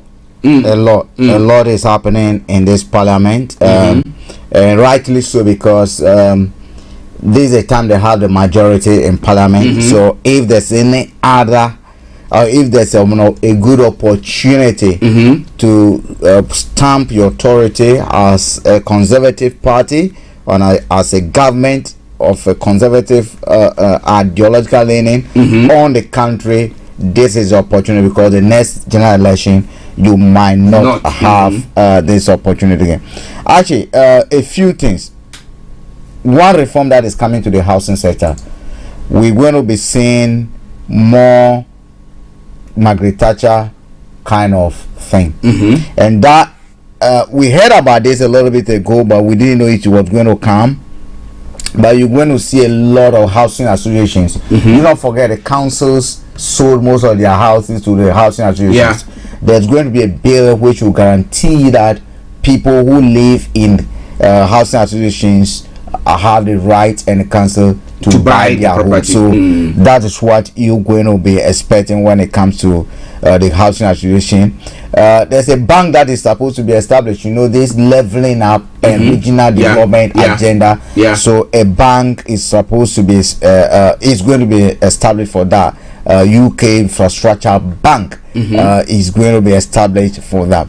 Now there's an energy bill that is supposed to come, and this energy bill is saying they'll make the what they call it, as to have cheaper energy and more secure energy, as they want to depart from outside sources and make our energy clean. What I'm anticipating is a bill that might even allow fracking. And then you're going to be seeing more of nuclear plants. Interestingly enough, outside the Queen's speech, EDF this morning is announcing that, look, they're not going to be able to deliver the kind of nuclear energy capabilities and power or capacity that the UK needs if Chinese companies do not get involved because of the financial muscles that the Chinese bring on board. Here again, we have in this country, people think that China should not be getting involved in our business because of its strategic reason. Not too long ago, when this Russian war started, we saw exactly how the China other companies, Russia-linked companies, were kicked out of the system. Now the question: are the Chinese going to be willing to come? Do not forget. And then when something happens, you kick them out. Do not forget the North Sea oil. The Chinese had a stake. With one, they sold it. What they bought in 2019, they sold it. So the question is UK going to be able to attract the Chinese investors again, or probably is that why they're establishing a bank to step in over there? I mean that is one thing that we're going to be looking at. Then when it comes to this exit from the EU, they'll be talking about a Bill of Rights, replacing of the laws. That is going to be one key agenda that they're going to be looking at. So the bills about even what do you call it, what to import safety foods and other things, safety standard, and that should be linked again to the reform they are introducing in the farming sector, the agriculture. Do not forget, they wanted to push GM foods, and the EU laws bars complete GM. So do not be surprised if we have a bill that allow GM foods to be grown in this country. They're talking of financial services, and then data protection laws. We're going to likely see, or we're going to be seeing a lot of control on the big tech companies about how they use their information, how they use our information, and again, responsibility will be placed on them to be able, especially false news, fake news, and other things, to act, and again, how our information move from one customer to another. You subscribe to something, your information somewhere. So the tech companies are in for a very, very big, but most of this, in Nick Clegg is now speaking for Facebook, and Nick Clegg was one of those who aided their coming. So politics, we're going to go on as usual. Then we're going to be seeing an aggressive push for exports. So Nigeria, Ghana, and all that trade, get ready, because they're coming after you. They're coming for you. They want to make it easy for them to be able to penetrate other countries. They want to boost their export industry, and you can't blame them. if they want to do that. They've left the EU. The market has shrunk, and they will look. They want to look at other places. Deportation is already happening, and we're going to see more enshrined in law. So there's going to be a change on asylum seekers. What qualifies someone and who can seek asylum, and what happens if you fail in that. So we're going to be seeing Priti Patel coming with the ugly bill that we never want to see. Archie, a lot is happening. Well, a lot is happening. A lot is happening. Well, as Frank has enumerated some of the points the topics that Prince Charles presented, we'll try to, as the days unfold, and we'll try to touch on most of them and see how best to go about it. But let's first of all come to the cost of living, which a government is trying to, because again, looking at everything that is going on, we look at the COP26 conference that they had here in Glasgow, and the fact that they were saying we're going to be cutting down, we're going to be cutting the carbon emission, blah blah blah. So we saw that they were going to, hike the prices of energy from the word go, and then we have this war that has come in, and that has worsened the whole situation. And the cost of living is difficult, and everything, the economy itself is shrinking. So you look at it and you ask yourself the question: what can government do to boost up maybe energy so that the prices will go down? You were talking about the fact that EDF was saying they need the Chinese in. I know these people might not want to get a Chinese in directly, and the Chinese they will be stupid to just say, oh, okay, we want to come in, because looking at what has happened to Russia, I don't think the Chinese will just run quickly and say yes, we'll do it, and then what's happened. So what do you think? Actually, government can do a lot, and even the cost of living that we're talking about over here, for me, I don't think government is innocent about it. The energy bills, I don't think government is totally innocent about it. Do not forget, some of these what they call energy companies, we have pension funds that have serious investment over there, and if government is under pressure from these pension funds, then they also want to look at how they can rake in more money into some of these energy funds. Again, they are talking about, look, investing the green energy. Government itself does not want to put its money over there, and therefore they can allow the energy company to make abnormal profits and then put that money back into investment for their shareholders and other, which is what seems to be happening. But when after the COP25, we saw a bit of movement. If you listen to, if you recall, the last statement that was made by the what do you call it, number 11, the Richard Sunak. Rishi Sunak. Yeah. There was an announcement about what you call it, VAT on insulation. 5% VAT on insulation scrapped. So basically, if you insulate your house or do anything, 5% that you would have paid, and that can cost. Some houses, if you want to insulate them, it's going to cost you about, let's say, 10,000, 8,000. Average, we're looking at about 5,000. 5% of that, you're looking at about 250. That's a lot of money. So 5% of that is given back to you. So you expect more investment in those areas. That's on insulation. Cost of living, actually, in my view, I think there are a few things that the government can do. But again, when you do it, what are the consequences? One, they can increase the threshold before tax. So now we know it's about 12,000 something. Can they push it to 14,000? Okay. So that gives a bit of cushion for, at least it gives a bit of money before tax is implemented. But again, they are looking at the books. We don't know the figures. If they push it up by 1,000, what will be the likely impact on the treasury? Again, the national insurance contribution, can they push it a little bit up to say, okay, you will not have to start paying the national insurance until you earn a little bit above certain limit. So those are something that the issues that they can look at.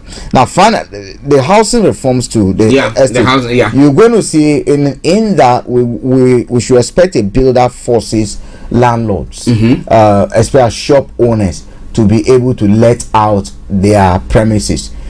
Now, their councils now prohibit you keeping your property empty for some time. If you go to Westminster, for instance, the shops over there, you cannot be keeping that high street empty. So Marble Arch, we have people who basically are paying virtually nothing, and you are occupying those you are allowed a period of 1 year. You are allowed a period of 1 year because they don't want those shops empty. They want they want activities. They want activities over there. So you're going to see in these bills something that pushes landlords, most of them, who might not, because of rent issue, people not paying, or probably rent not being okay, they want to, or they've not got the best or the right tenant. This is going to say, okay, you know what, you cannot keep your property on a street empty. You have to offload it or rent it out to a business. And we might see the councils getting involved actively, targeting premises that are empty and matching them with businesses that might want, because they want to grow back the high street. They want to grow back the high street. I just hope that what they call this congestion charge madness that has actually killed off a lot of high streets will be looked at again, but I don't think it's going to. No, because they are looking at those who are advocating for this carbon emission, cutting carbon emission, environmental, all those things. They are pushing the agenda seriously. So it's a lobbying game that is going on. Yeah, and you have these people who have been protesting. I mean, I didn't see what they said about protesters there, because I thought they were going to talk about protesters, because those who are going to the refineries and blocking the way, saying that they wouldn't allow the tankers to bring the fuel to for the economy to still get on. So it's quite a difficult situation for the government to navigate. Unfortunately, some of these protesters have not looked at the science behind the production of batteries, and if they were coming from those countries, what you are, yes, we understand it has less of impact on the environment compared to hydrocarbons, but it is not a zero emission option. It doesn't work that way, because those batteries that we're producing are degrading, damaging certain environments. The only problem is that it is not happening, or the only advantage is that it is not happening right under our noses, so therefore we cannot see. But as we speak, thousands are being poisoned, killed, having chronic illness, developing chronic illness as a direct result of actions that are taking place in trying to extract what we need for our batteries. Well, listeners, it is Starr Radio UK 11:59. We'll be opening the lines pretty soon. But one area that they touched on is the education reforms. It's looking at education reforms, where it says legislation will aim to raise standards and improve the quality of schools and higher education. Now, we've had the COVID, and I mean virtually dragged education backwards. So you see some of the children. The other time I was having a chat with Apostle, and then he was saying that there are some questions that he asked some of the students. I mean, so you take the 2 years, so this is those who have been in sixth form, so they came in, so now they should be in upper six.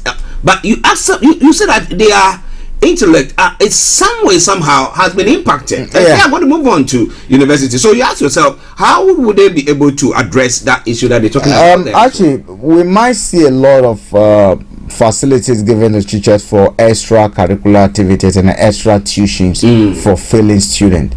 We're likely to see that. The other thing that we're hearing that might happen is that there might be, and I don't know whether that equates improving the quality of students, that is to start taking exams online, digital exams, instead of going into the SAT, that they will take digital exam. I don't see how that is going to improve the quality, whether it's money saving, because all the papers and all those things that are going to, whether they're going to cut down on that and then rechannel that money back to the schools to give some of these pupils more tuition. Because if you can take a digital exam, and will save the cost of having an invigilator, a supervisor coming to the hall and another thing, and will channel that money to give you more tuition, which one will you prefer? So you're talking about, not to cut you, talking about digital exams. Now, do you think that these people have to sit in a hall, and then so instead of using the paper, they'll be using the digital way or means of writing the exams, or are they going to do it from their homes? They can do it from their classrooms. Okay, they can do it from their classrooms, and I think technology will be able to allow that. Or probably they do it like the way they do driving tests. Go to a hall, a time is set, and then you just go. You save the course on paper. One person, you have your ID to log on the computer. And they have the facilities, so they should be able to. They should be able to do. They should be able to do that. As to how it's going to impact on the quality, unless the same pot of money is rechanneled to, I mean, giving them more hours of tuition. I don't know. The bill will come and we'll have a detailed look at it.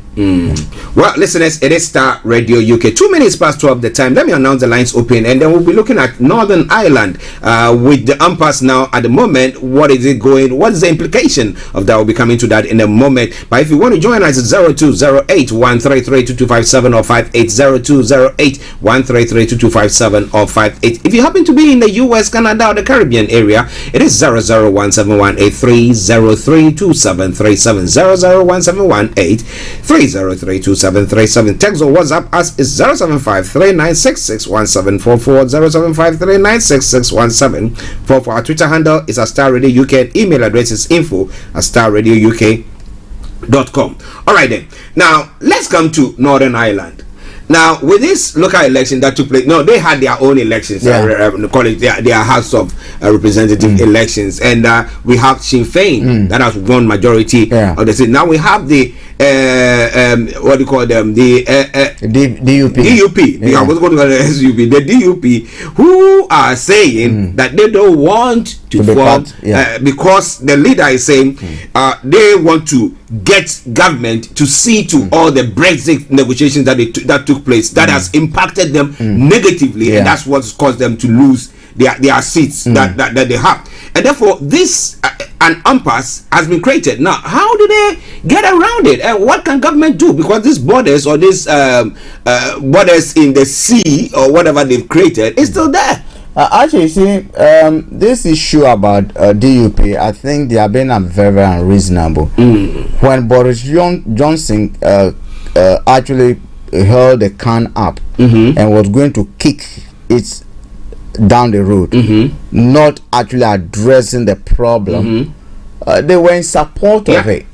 Because at the end of the day, this issue about negotiating, not creating a border, that was what led to Theresa May not being able to deliver the Brexit. But we came with these high hopes that let's get it done, and Boris Johnson, in my view, played a 419 on them. Now, Boris Johnson has been government. Why did they not go to Boris Johnson for all this war? Yes, there's a problem. You are not calling Boris Johnson, or you're not calling on the government that you either do it. All they want to do is to ensure that there's no administration. 6 months down the line, they'll go for another election. And because UK government will now be in power, don't forget they are the allies of the Conservatives, and be able to go and see if they can win back the power. That was a game they're trying to play. Now, if you look at the Queen's speech, she said what they call it, there'll be an agreement that protects the Belfast protocol. Again, you look at around the same issue over there. Are they going to? The Sinn Féin want a union. They want to unionize with Ireland, the Republic of Ireland. But they have been gaining votes each time there's election, they up. Each time the election, they go up.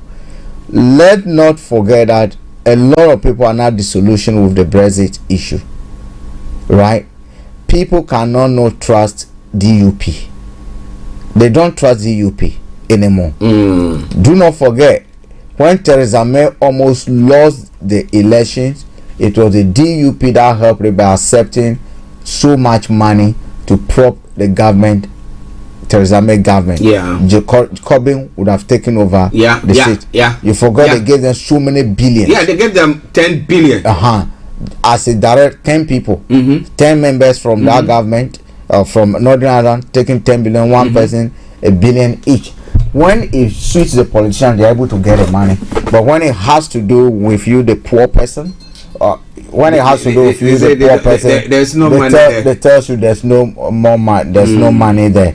So actually, the DUP issue is a very, very difficult one. A very, very difficult, and as I see it here, I don't know how they're going to resolve it. Now, one thing we're going to see, and again, the UK must come out to tell us whether they respect international law or not. They've threatened to unilaterally, basically, opt out of the agreement they signed with I mean, the EU. The EU, yeah. Again, that will say that they actually disrespecting a law which now we call international law. But there are these people who go around say that they respect the law. They uphold the law. Interestingly enough, what do you call it? Macron has proposed a formation of a parallel European alliance. Okay. We'll go into the problem tomorrow, which is, and the Germans are saying that's an interesting thing, which will be different from the EU, but it will work along the same line. Probably tomorrow we'll have a look at it, time allowing. Okay, listeners, it is Starr Radio UK. We'll be running up with what we are discussing here in UK, but let's touch on what happened yesterday. Now, after the local elections, we had one of the newspapers coming out with some more facts that the meeting or the beer and curry meeting or time that the Keir Starmer and his team, the Labour executive, had during the campaign in is it one of the areas, I'll get the name, was Durham. Durham was a planned thing, and because of that, the Durham police have decided to now reinvestigate the whole issue. But he's put his leadership on the line, saying that, look, guys, I can tell you assuredly, I know I didn't do anything wrong, but I promise you, if they find me guilty and I'm handed down a fine, I will resign. And the deputy, Angela Rayner, have also said the same thing. Now, is it a ploy to get Boris to say, whoa, I need to because he's been handed down the fine already. He's found guilty, handed down the fine. There are more that is supposed to take place. Now, what has he done? Actually, yesterday when I heard it, I was so angry.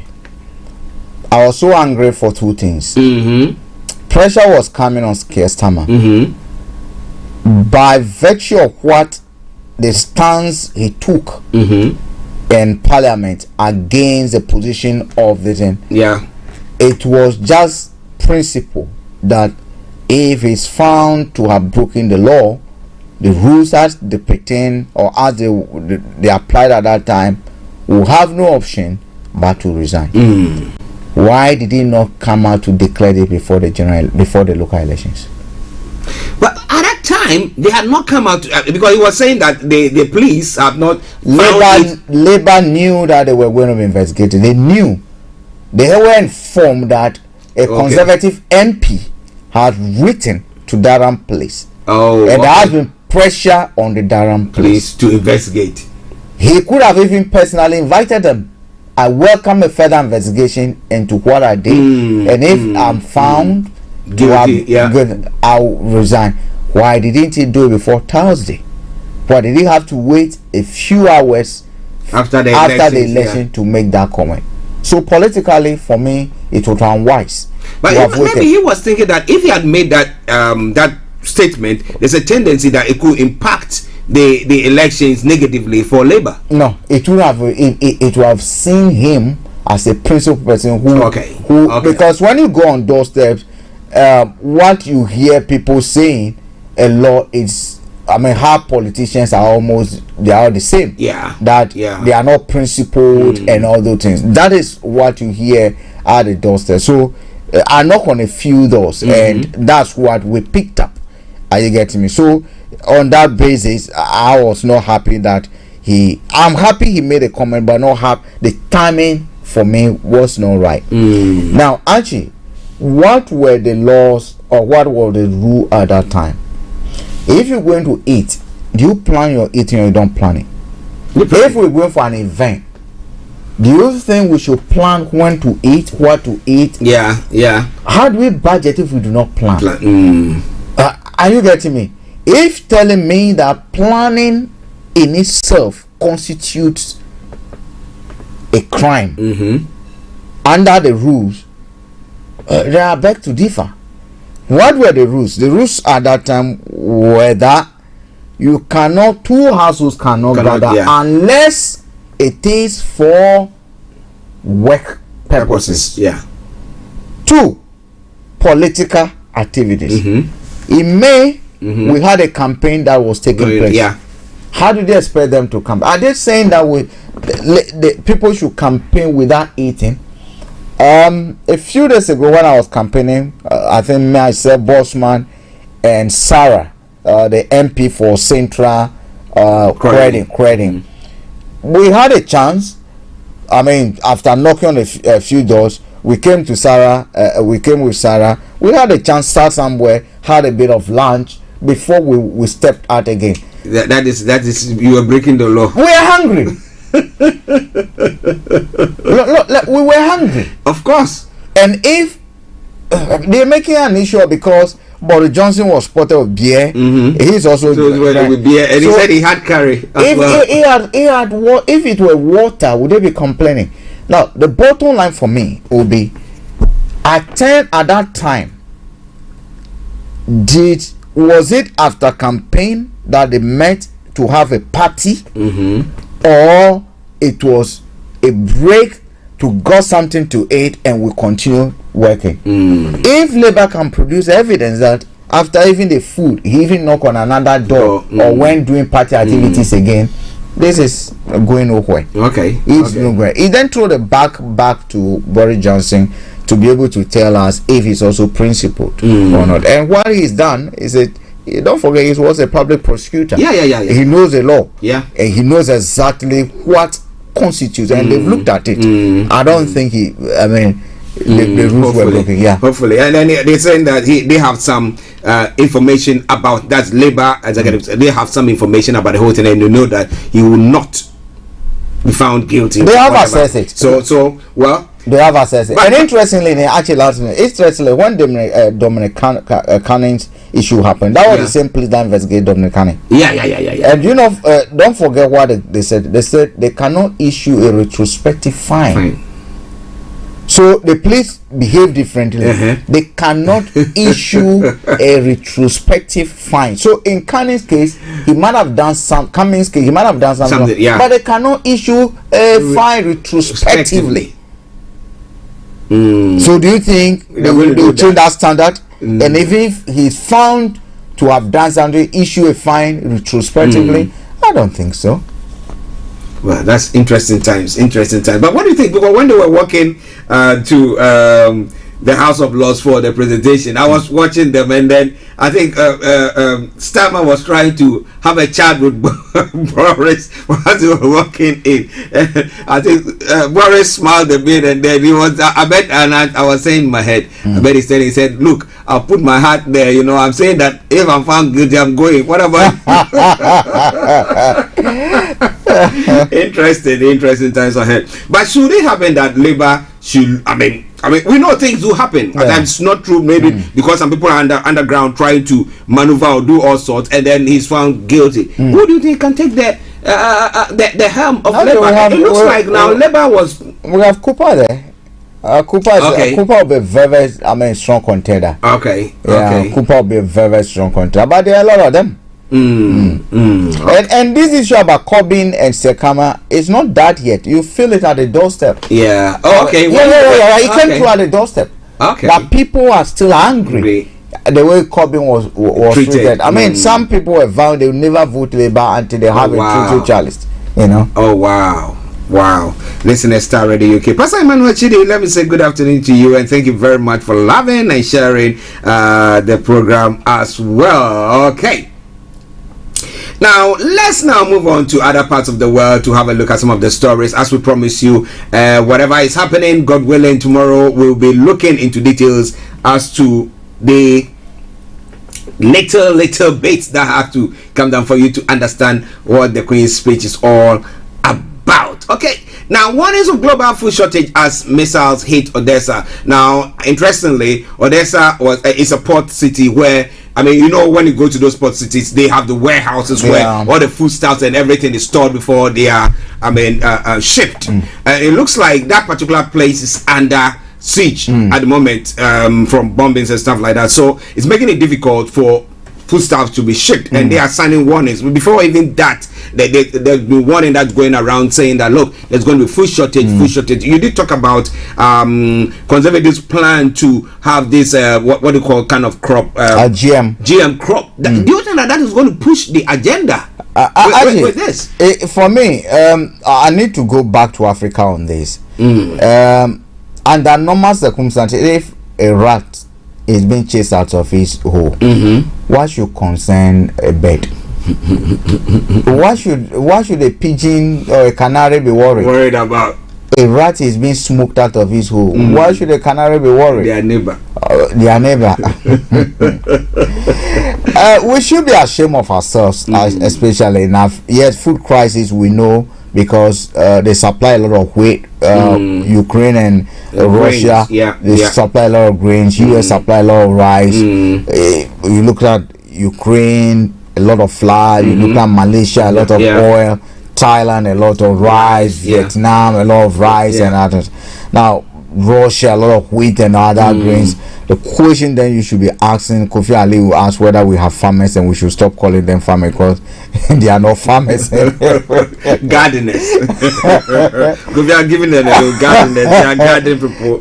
Actually, the question is, why should Africa, the continent with the vast, can boast of a vast arable land, with presidents or presidents coming to tell us about what they are doing for agriculture. And I recall a few weeks or months ago, Nigeria, whether it was staged, we saw something like a canopy full of rice bags. Why is Nigeria not, if those were true rice, why are they not exporting to the West African region? Because one would have expected that with what we saw, Nigeria would have been able to take advantage of what is happening in supply over there.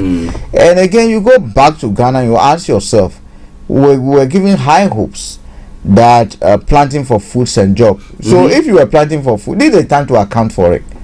This is a time for us to come and say, okay, it's still growing. It's still growing. This plant, whatever they've shown, it takes about 5 years for it. I think which plant takes 5 years? Take 3. Or cocoa, I understand, but we're talking of food, season crops. We're talking about crops, planting for food and jobs. So at the end of the day, it just tells you that we have been in this business of talking. Yes, the media is in the business of talking, but politicians should be in the business of delivery. So if they have not come and encroached on the business of talking, then no, we have a problem. And this is what seems to be. But actually, the fact is that, look, we cannot shy away from the reality. If you are in Ghana and you want to start considering kukunte more, do it. I've just asked someone to look for 5 bags of corn for me in Ghana. Yes, a maize. Because buy and stock it. As we speak now, Olonka of corn is being sold at 9 Ghana and 10 Ghana. In the next 4 months, prices are going to go to 15 and we might hit a 20 Ghana, because don't forget, it filters to Kenke. And once Kenke prices start going up, Akbele, everything, up in Prawisa, Abruni and Katie, and all. Oh my. Ayakayaka and all those things are going up. Cocoa and other, all going, millet will also be going up and other. So expect that, if anything at all, our leaders should be looking at where have we mixed the opportunity, and what do we do so that in future we do not expose ourselves to some of these risks that we are not in control. Because irrespective of what we do, we cannot determine for Russia when they should throw the next bomb. Neither can we determine for Polish when they should pour tomatoes on the Russian ambassador, or tell the Ukraine what they should grow, when to export and when not. India is putting a ban on some of its exports. Malaysia will be doing the same. Malaysia has said they're going to supply UK or something like that with certain that to ease. You go to shops and the shops and you see cooking oil is vanishing. Now you can't. The other time I went to one shop to go and buy, I managed to buy a few of them, but they said you couldn't buy up to a quantity. I couldn't buy more than 3, but this one were in big ones. So you buy one of it, you know that you bought a lot, but you cannot buy 2, or there's a limitation because how much because of scarcity. Africa, what would have done is the shop owner would have sold it to a friend. And then the friend. Oh my. The different breed and kind of people. You know. I look at what is happening now across the globe, and I look at the Bible, Joseph time, and Egypt, and the fact that the Pharaoh had a dream, put Joseph in place, and Joseph had to do something to forestall what was going to happen. But as to whether our governments are doing anything, but it looks like they're just there folding their arms and watching on until it gets to a point where you're talking about this olonka of maize, the price that there's a tendency that to go up. It is going to go, not that it's going to go upwards, because the drivers increase this is straight on. It's going to go up. No two ways about that. And we also have to look at how we can encourage a lot of commercial farming now in our areas. It's very, very important. And Archie, we cannot divorce that from the nature of the roads that we do have, because we have not the age-long problem that we have been when we are in school. They tell you from the 1, even class 6, some of the challenges that are faced in the agri sector. They will tell you about post-harvest losses.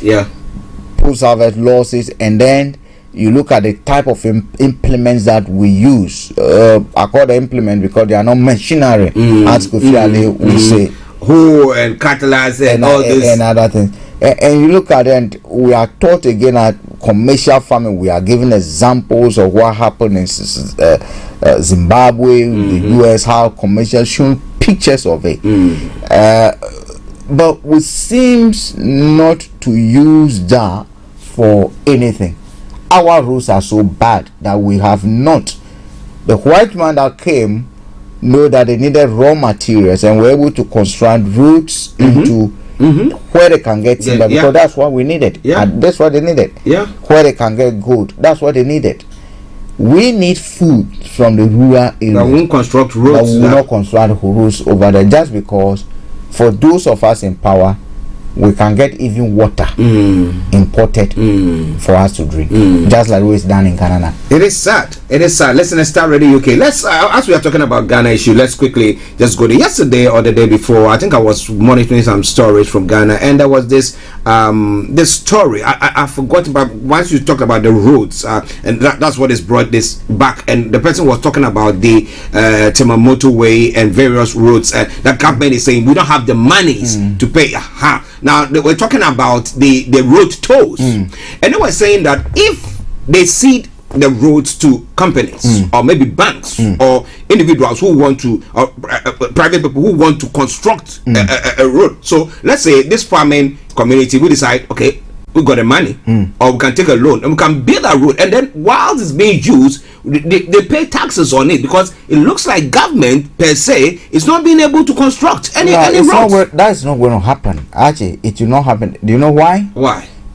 Not that we would not have corporate bodies and individuals or even investors that might be interested, because it's a business opportunity. Pension funds, SNIT can decide that I am actually constructing the road from point A to B, and we tow it this way, or probably we get in a different land, just like the way they do with M6, where you can have, you either go on a toll road or the motorway, the normal motorway, so that you give people choices. But they're not going to do it. The reason simply being that if Untumi can become a contractor overnight and paid money to build roads. Someone with no background, nothing in construction and other things. Not that he formed a company with an employee expertise to do other things. We've seen people, basically on road construction, use their hands to take what they call the gravels to be. What do they call it? They have a term that they use. I've forgotten it. And then they spread it. Use their hand to spread. They don't have a big spade.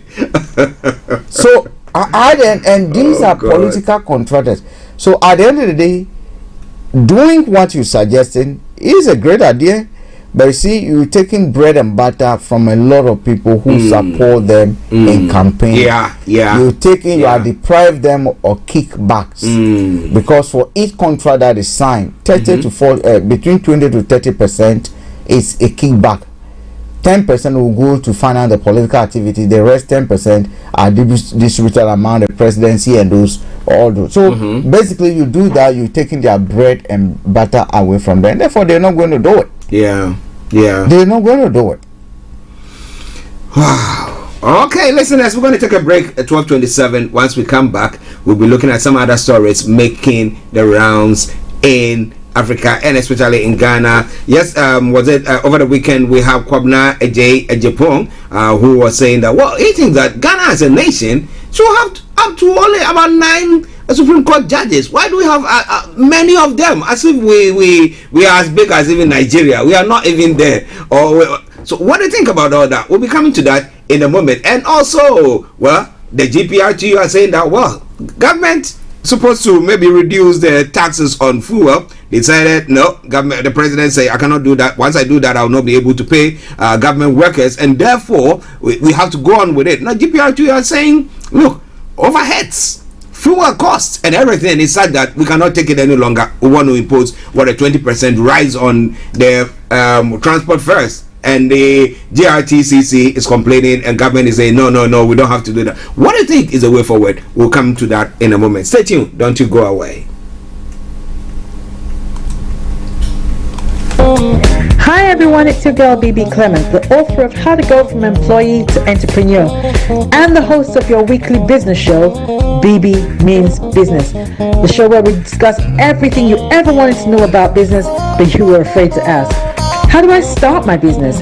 How do I raise the finance? How do I grow my business? Where am I going to find my customers? Join me every Tuesday at 1:30 p.m. on Starr Radio UK to get all the information and tips that you need to become a successful entrepreneur and become financially free. Remember, don't let life dictate to you. Rather, put your signature on life.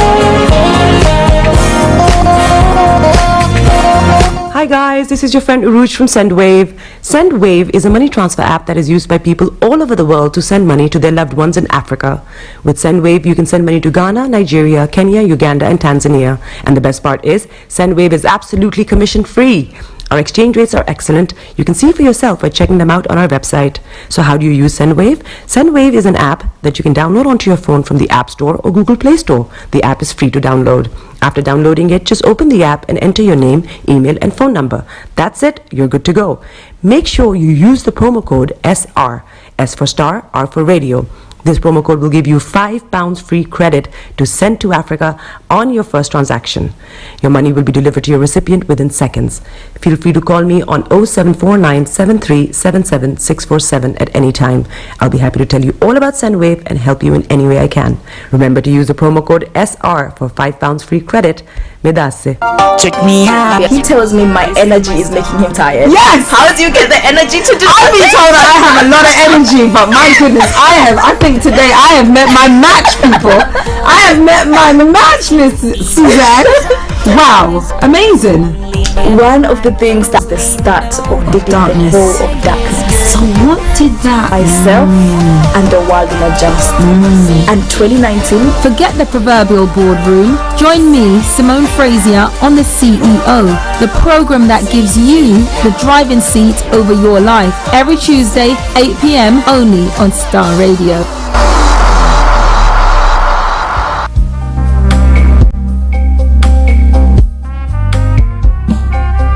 Are you looking for the fastest, reliable, and trustworthy door-to-door shipment company? Well, look no further. When was the last time your family received a shipment back in Ghana on time and in time? You are not sure? Well, Lamb Shippers, we pride ourselves with being the fastest, reliable, and trustworthy shippers you can use. You are assured of a prompt pickup anywhere in the UK by our personnel. They also make sure your items are well packaged to get to its destination in time. When it comes to door-to-door shipment, look no further. Well, Lamb Shippers, contact us on 07939009321 or 07498911820, or you can visit our website www.welllamp.co.uk. You can also drop us a mail, info@welllamp@gmail.com. Well Lamb Shippers, fast, reliable, and trustworthy.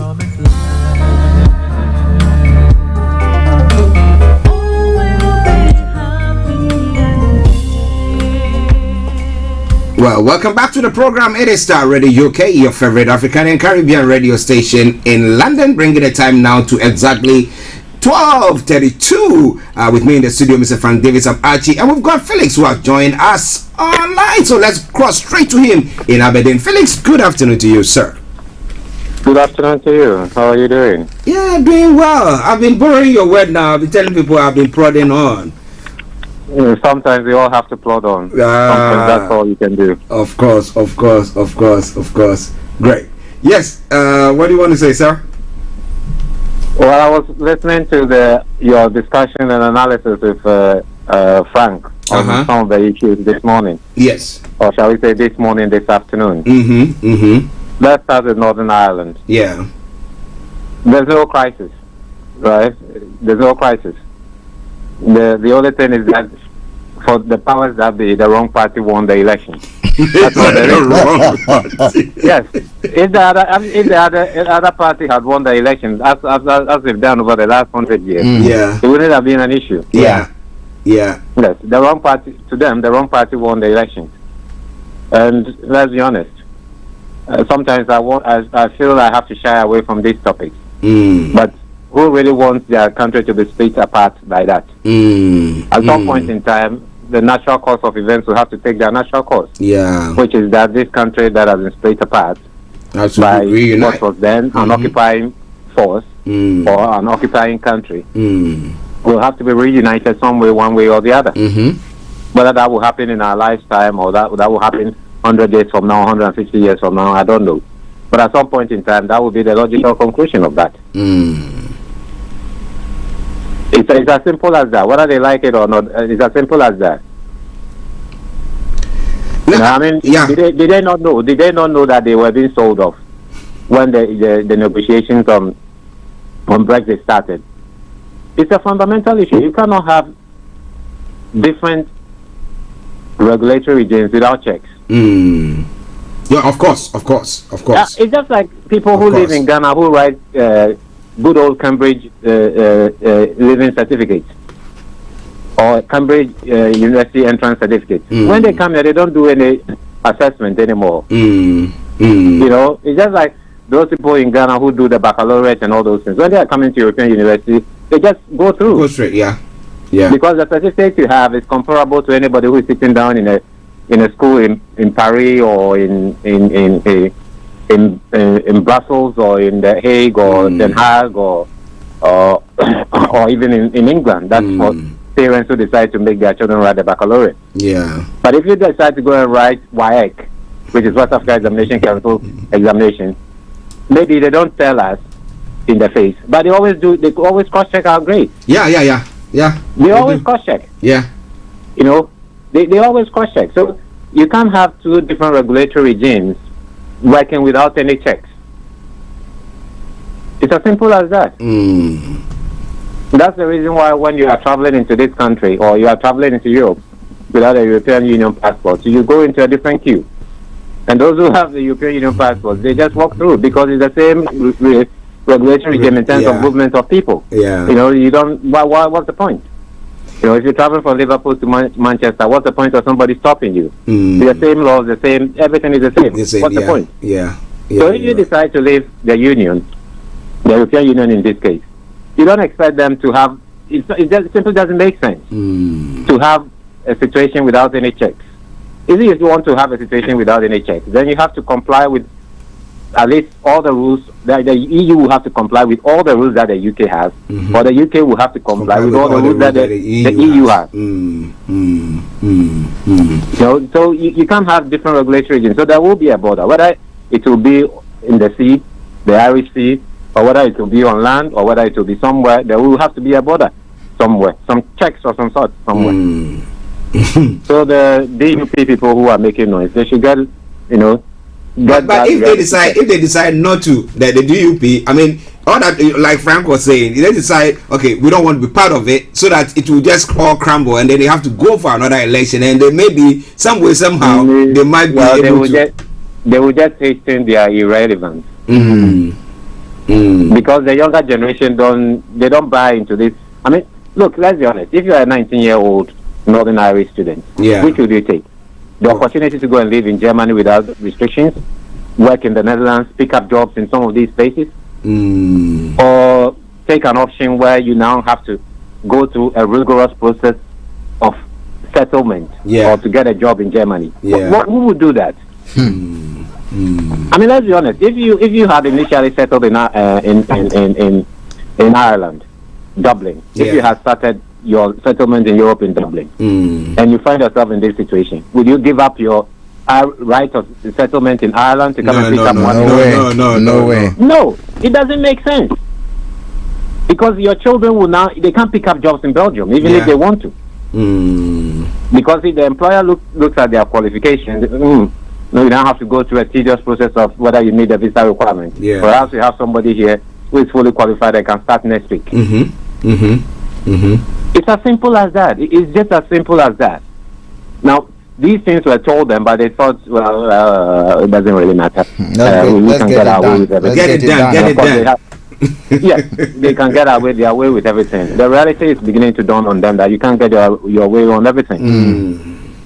Second thing, regarding the issue about cost of living. The cost of living will always go high. Look, usually when we go to war, after war, there are shortages. Yes. There are even sometimes when you have coup in countries, and maybe the younger generation of people from Africa don't know this, but you and I who grew up during the coup era, even after coup, there are shortages. Sometimes maybe it may last about a week, 2 weeks, maybe even about a month. Because people who own shops are unwilling to open their shops. They don't know who is in charge. They don't want their shops to be ransacked, looted, that sort of thing. So there will be shortages. Every time you have this sort of military engagement, there will be shortages. The problem that the European Union has is that you can't take a major natural resource supplier like Russia just out of the world economy, which is what they are trying to do. And they are beginning to stretch this to encapsulate other countries or encompass other countries that have chosen also not to toe the line of the European Union. So countries that are having business relationship with China, with Russia, you are beginning to threaten them. Before this, there are many other major raw material suppliers that you've already taken out of the world economy. Venezuela is one. Iran is another. You've messed up Iraq. You've messed up Libya. You've messed up, many other countries. That they slap sanctions on them all over. Take a country like Zimbabwe. Zimbabwe has all sorts of sanctions over them. Zimbabwe used to be a major grain producer, certainly in Southern Africa. It may not be a major grain producer in the world, but a major grain producer in Southern Africa. The trade sanctions on Zimbabwe going well over 10 to 15 years now.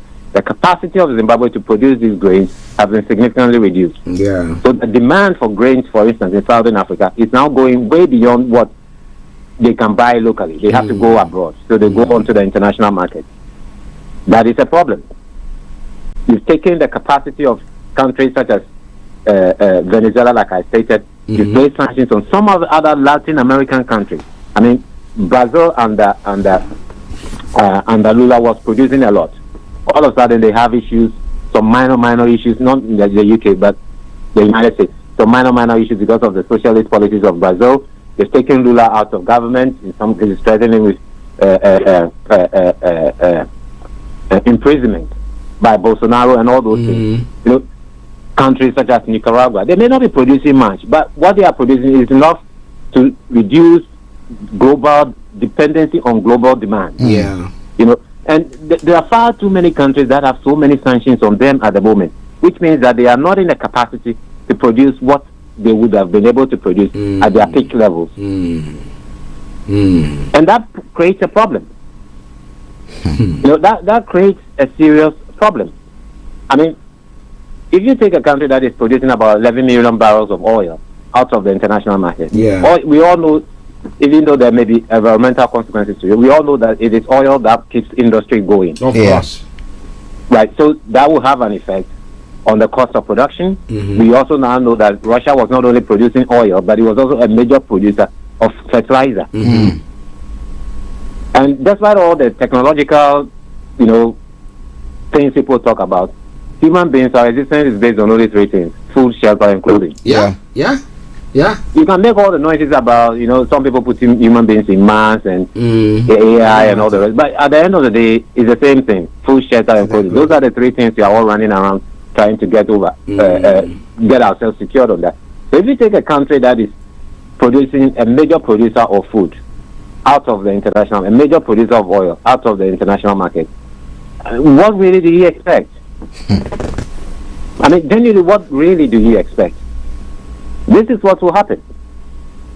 Because those who are even self-sufficient in terms of production of these things will now have to look at, do we have to keep exporting the levels at which we are doing? Because we have our own populations to feed.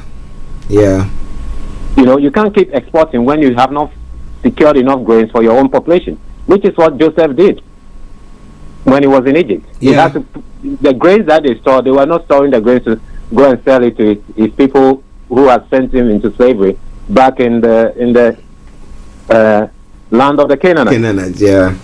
Right? He kept the grains to put for the Egyptian people or people who were living in Egypt at the time. So the countries that are major producers of grains, they are not going to be exporting, even though they may make a bit of money now, but they have to think about the fact that we also have our own people to provide for. Of course. So don't be surprised if some countries have a lot of grains, but they are not putting it on the international market. I mean, let's be honest. If you have 2 billion metric tons of rice in Ghana today, will you put it on the international market? No. Yes, with all the clamoring about cost of food going up, you have to put make that staple available to your people. Unless you have some irresponsible leaders, shall we say, in our part of the world, who are so irresponsible that they can't see this. But any responsible leader will have to see to this. So that they should have seen this, but I mean, they've gone into this drive of anybody who disagrees with them, let's run down a whole list of sanctions on that person. So that is a problem. That is a problem. The other thing is that these sanctions are not only limited to countries, but they're also limited to private individual businesses that decide to do businesses in some of these countries. So, for instance, if you're a major grains importer, and you may not be producing grains in Russia, but maybe you have a history of buying grains from Russia and distributing it to other parts of the world. Would you continue to go ahead and do business? No. Would the United States, for instance, allow you to buy grains from Russia and come and sell it on the United States market? No, they won't. No. They won't. It's unlikely that is going to be the case. Would you take that risk? Do you want to suffer the punishment that you come from the Federal Reserve or the United States government in terms of sanctions? So if you are a major businessman who goes to Russia to buy fertilizer or buy grains, and you probably will be looking elsewhere because you don't want your business to be targeted. You don't want to wake up in the early hours of the morning hearing on VOA that your business has now been targeted and it's now been added to the sanctions list. Now, these people will not come on air and discuss these things to you. But if you are a businessman, you have to think about these things. I mean, if Starr Radio had an office in Moscow, you probably will be looking through the sanctions regime almost every day. Whether your name is come up. Yes, and it costs money. Because you just don't employ an idiot to do this. You have to employ somebody who has the experience, who can read voluminous amounts of documents. You need translators. You have to know what insiders are doing in Washington, what insiders are doing in Brussels, what insiders are doing in London, and what is going to be their next step. All these things cost money. And you got to think about all of these things, because these things ultimately have an impact on who puts or how things get onto your shelf. And unfortunately for this country also, they decided that they were going to insult all their trading neighbors, their close neighbors in the course of Brexit.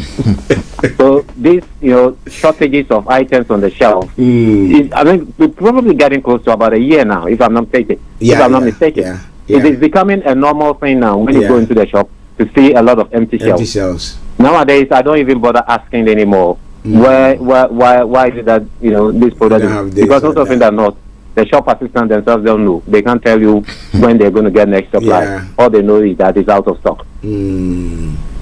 Wow. And then finally, go on. To your people back home, who are complaining about rising, cost of fuel and electricity and all the rest of it. They decided to vote for this government, so they should live with it. Form of banana. What else can you say? I mean, in this day and age, when somebody tells you a coin obedi and you believe that, how do you expect agriculture to go ahead? I mean, Frank has given you a detailed analysis of the situation we have with agriculture. Yeah. Right, but these people have been told that a coin obedi. They decided, well, I'm not going to chew roads. Yeah. So just give me the money in my pocket and leave the country without good roads. Now, if your food is, you can't get the food, or even when you get it, it's too expensive. Who are you blaming? Because even if the three of us decide that we're going to cultivate 1,000 acres of plantain in Seshi somewhere, or maybe sorghum in, I don't know, northern part of Ghana somewhere. How are we even going to get it to Accra on time, or Kumasi or Takade on time? I mean, we don't have the capacity to build those roads. Yeah. So we may look at that investment, it's a good idea, but then we turn our minds and go and do something else. But there's nothing you can do with people who, like I stated some months ago, have chosen stupidity as a way of living. There's not really much you can do to help them. So let them suffer. It's sad, it's unfortunate, because most of us have relatives back home, or at least we have friends back home. But you can't help people who have chosen stupidity as a way of living. Tough one. Oh my. Well, yes, go on. There's not really much. There isn't much. Yeah, there isn't. There isn't much you can do to help them. Yes, I mean, look, even the countries that have the infrastructure already, food is not cheap, and also you don't even have the infrastructure. And the most annoying thing is that when you and I were kids, up front, what you call backyard garden. Yeah. I don't know whether you've forgotten. We had a big one, we used to call something called backyard garden. Yeah. Where during the rainy season, almost every household you would have seen something being grown. Yes. Maybe corn, it may be okra, it may be pepper, it may be tomato, something. They've decided that they're going to put marble tiles all over their houses, because that's a trendy thing now. Marble tiles. Imported from Italy. Marble tile. Is it marble tile that we eat? Marble tile. They will eat marble tile. Sometimes I don't understand our people. Your great-grandparents, our great-grandparents had an insight that, okay, grow something in your own backyard. It may not be enough to feed you all year round, but it will be able to give you something. Yeah. If nothing at all, most of the time when we were growing up, we didn't have, desserts and things like that. You went around the neighborhood, the neighbor's mango tree or pawpaw, and you just go and, all that stuff. Pick up some. Yeah. The next time they also come to your house, and if the guava tree is they also come and pick up some. Yeah. And that's how we live. Today they decided to put concrete everywhere, and some of them the concrete is not even enough anymore. Yeah. Now marble tiles, that's what they want. Interestingly, not to cut you. Go and chew your marble tile. Not to cut you. Last Saturday, and then the missus said, "Oh, she did that. She thought I was bored, or she wanted to cheer me up. So she said, let's go for a drive." And then we just took off. For about an hour, we drove to what do you call that place? On the M23, but drove. Reigate area, back there, some area that we knew. And I was just, once I was sitting in the car quietly, I was looking at the trees. I mean, virtually you are driving in town, but it's like you're driving in a forest area. And I was looking at it and I said, if you go to Ghana now, you wouldn't see that. Because they cut down every tree, and we are the same ones complaining. It's becoming a concrete jungle. A concrete junkyard on beautiful edifice. Yeah, you see, when I was growing up, sometimes we didn't even plant these things. You would just walk around the neighborhood, and all of a sudden you will see shoots of sugarcane. Yeah. Yeah. You know, sugarcane. Just, in somebody's backyard. Yeah. We had sugarcane in our compound. Yeah. Yeah, I mean, there were all sorts of things available. I mean, I remember that one thing that I remember very well was that anytime we tasted a fruit that was not common in our area, we never threw the seed away. Yeah, you plant it. The next thing you dry the seed. The second thing, the seed is in the soil. Yeah. Yeah. For some reason, our people have decided that they are so civilized, they're going to put concrete everywhere. First of all, it's causing you floods.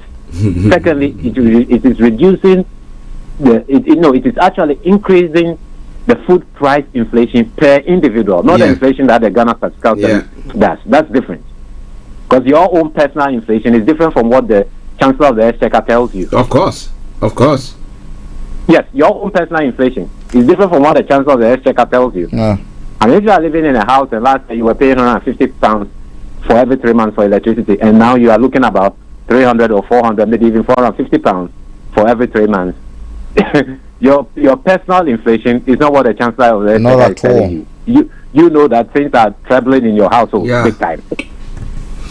Now, these sort of backyard garden that we did, or our grandparents did over the years, it reduced our personal inflation per household. Reduce that significantly, because you may not get much, but you get a little bit of tomato, you get a little bit of pepper, you get a little bit of corn, you get a little bit of guava, you get a little bit of mangoes, cocoyam leaves that we use for things like that. It wouldn't last you for the whole year, but it will give you something cumulatively that would keep you going for maybe about a month. Sometimes you may even plant a few things, maybe some cassava, maybe some yam if your soil is good. But cassava can do well in most places in Ghana. So you get a little bit of something over there. You may not even have enough to pass it on to neighbors, but at least it gave you something. Today, it is concrete everywhere. Yeah. So basically everything that you want to eat, whether it's a finger of plantain, or whether it's maybe a slice cut of sugarcane, or maybe some roasted corn, almost everything you want to consume, you have to take money out of your pocket. Yeah. How are you going to survive? Even the water.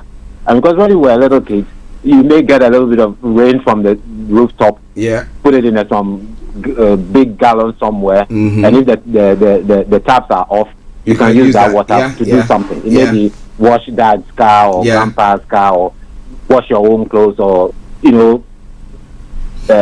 provide some water to some tree that requires a little bit of water regularly. But now, if you want to do all of these things, you have to pay for that water. Yeah. Whether it's dad's car that you want to wash, or your grandpa's car you want to wash, or even your own clothes, or some tree in the backyard that requires regular supply of water, you have to pay money and get water from either Ghana Water and Sewage running through your taps, or some or water tanker that is coming to fill the tank. And I just don't understand our people, but that's the way they do things. I shall leave you for now.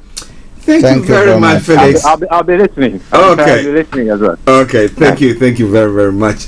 Well, listeners, that was Felix all the way in Aberdeen making his case. What do you think about all that? Well, we've got about 6 minutes more to run up the program. This afternoon, exactly at 1:30, BB Clement will be coming your way with another edition of BB Means Business. This is a tailored measured program that will help you, vamp you up, encourage you if you've lost all the hope or whatever it is, to just get you there and then get on top of issues. Well, so make sure at 1:30 exactly you join her. And then at 8 o'clock this evening as well, Simon Fraser will be coming your way with the CEO program once again, where she'll be having a chat with someone, somewhere, somehow, uncelebrated. But hey, they are making it. You want to know more about that? You want to be celebrated in that cause as well? Feel free to get in touch with us as well. Okay, it is Starr Radio UK. Before we run up, we just got about 5 minutes to run up. Now, let me quickly just come to Frank. We were looking at the ECG proposing about 148% increase in electricity tariff, and then the fuel price hikes in Ghana. I mean, was it last week or last week? I think it's last week when we were talking about the fact that the president was saying he will not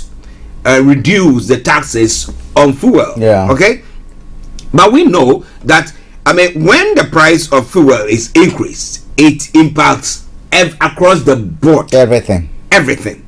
So, what is government going to do about this? Nothing. Why not?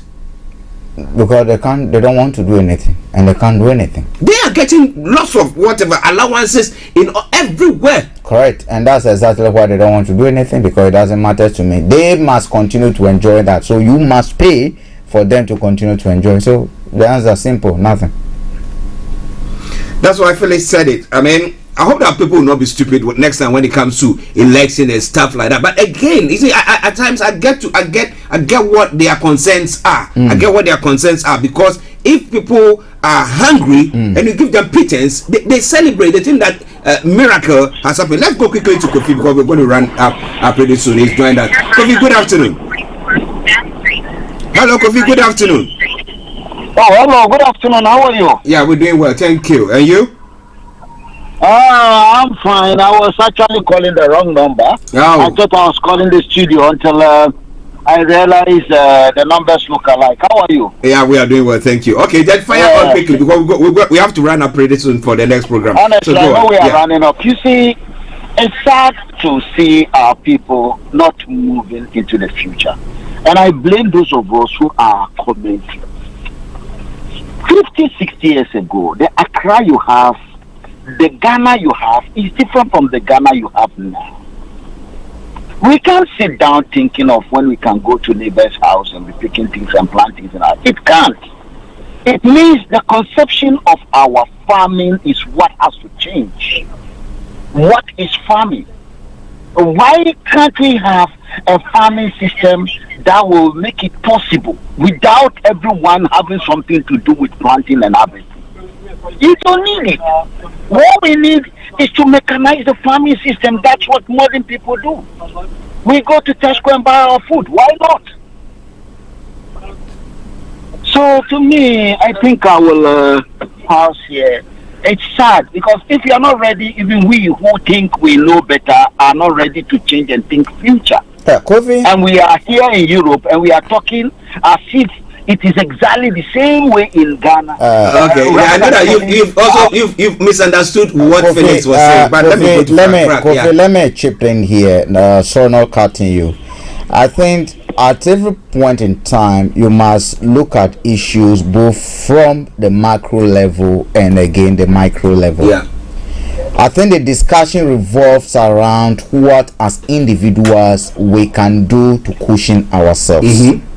Kofi, in this country, we even do have people who do gardening. I do gardening as I speak. Last year, for instance, I actually harvested a lot of tomatoes, even in my backyard. On our what do you call it? The balcony. Even the balcony. Our plants where I grow tomatoes. Sometimes you even eat those tomatoes and it saves you. It's organic. As I speak now, I have cherry tomato seedlings that I'm actually nursing. I recall we used to have flower beds.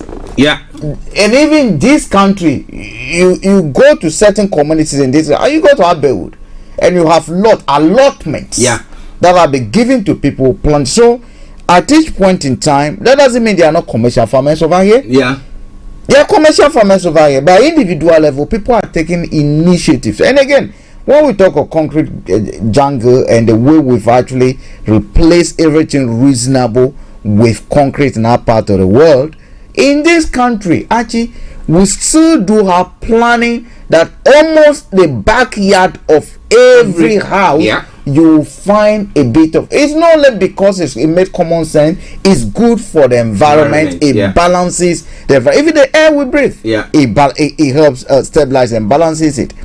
When we live in Ghana, Archie, our backyard, I mean, from whatever reason, there was a big cassava started growing over there. If I show the cassava that they grow over there, if I show the cassava they grow, you'll be surprised.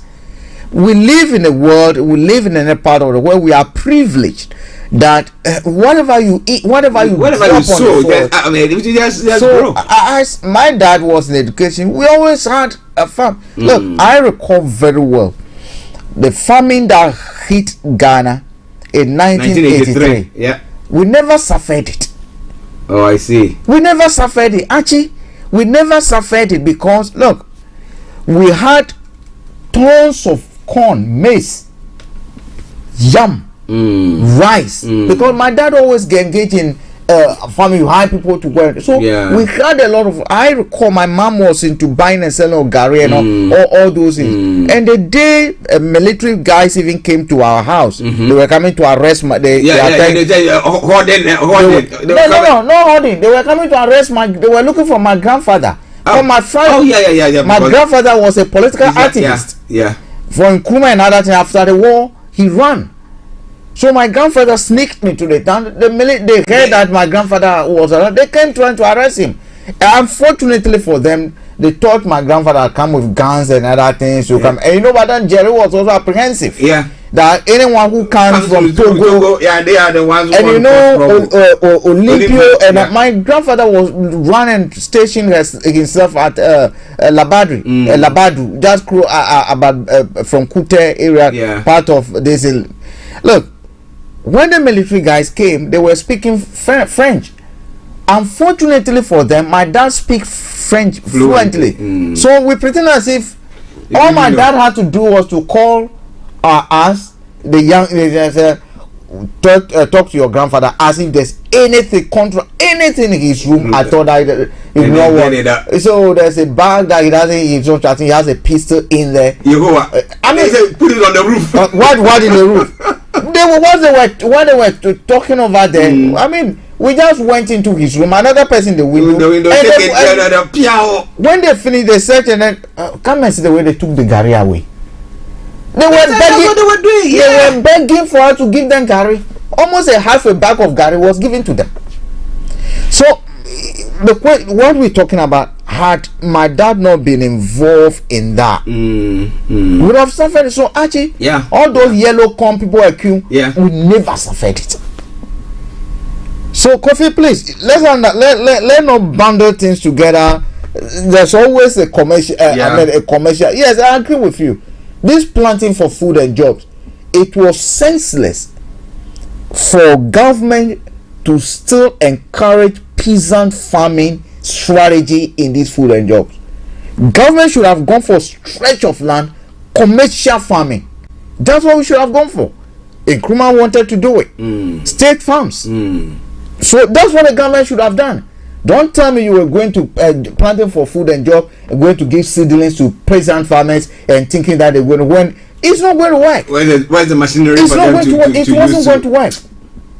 Government should have negotiated with communities, stretch of land, proper commercial farming. That's what you should have done.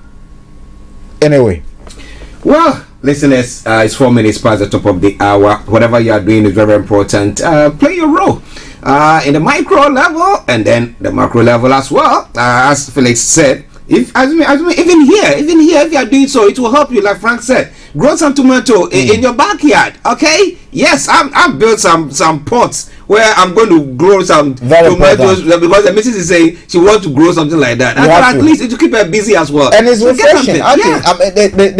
The fulfillment in seeing what you've grown coming out. Bear fruit and see. Frances will always be. 3 days ago, he was asking me when I would starting the garden again. Oh wow! Anytime I take her to Edmonton, she wants to go and grow in the garden. So if you have garden in your house today, do something about it. And I don't think when I have a house or I'm building a house in Ghana now, or any project I want to do in Ghana now, you concrete the whole. No, only the paths. The rest should be grass. Or the rest should be where I can plant. The other time when I went to our village, we got a new house somewhere. I just told them, look, we want that from where the house is. Let's just get a path. All the others should be turned into flower beds. We'll do it like flower bed and we'll plant. And they say goats will eat it. That's okay. Let's look for her to buy wire gauze. And then fence it. And fence around it. So that at least If mom is there, she knows she has a farm right in front of her. Now she's aging. It's not time that she's going to walk busy. Let her go and just be digging. I got to say. Yeah. Well. Listeners, we tell you that we bring you tailored measured programs to make you understand what is going on. But we want to say thank you very much to each and every one of you who joined us. Those of you who are still on the Facebook and YouTube and all of you there, we want to say thank you. Tomorrow we'll bring you another edition of the morning show. To me, Archie and Mr. Frank Davis saying have a top of the day. But enjoy this song from the Zongo Man. He sums it up nicely. The Problem of Africa. Bye-bye for now.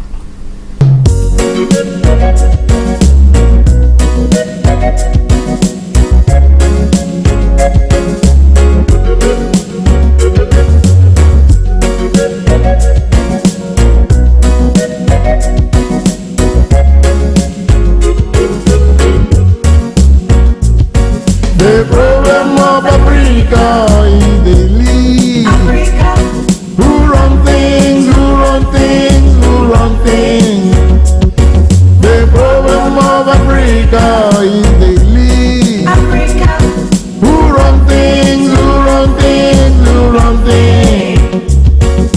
Them all go to university.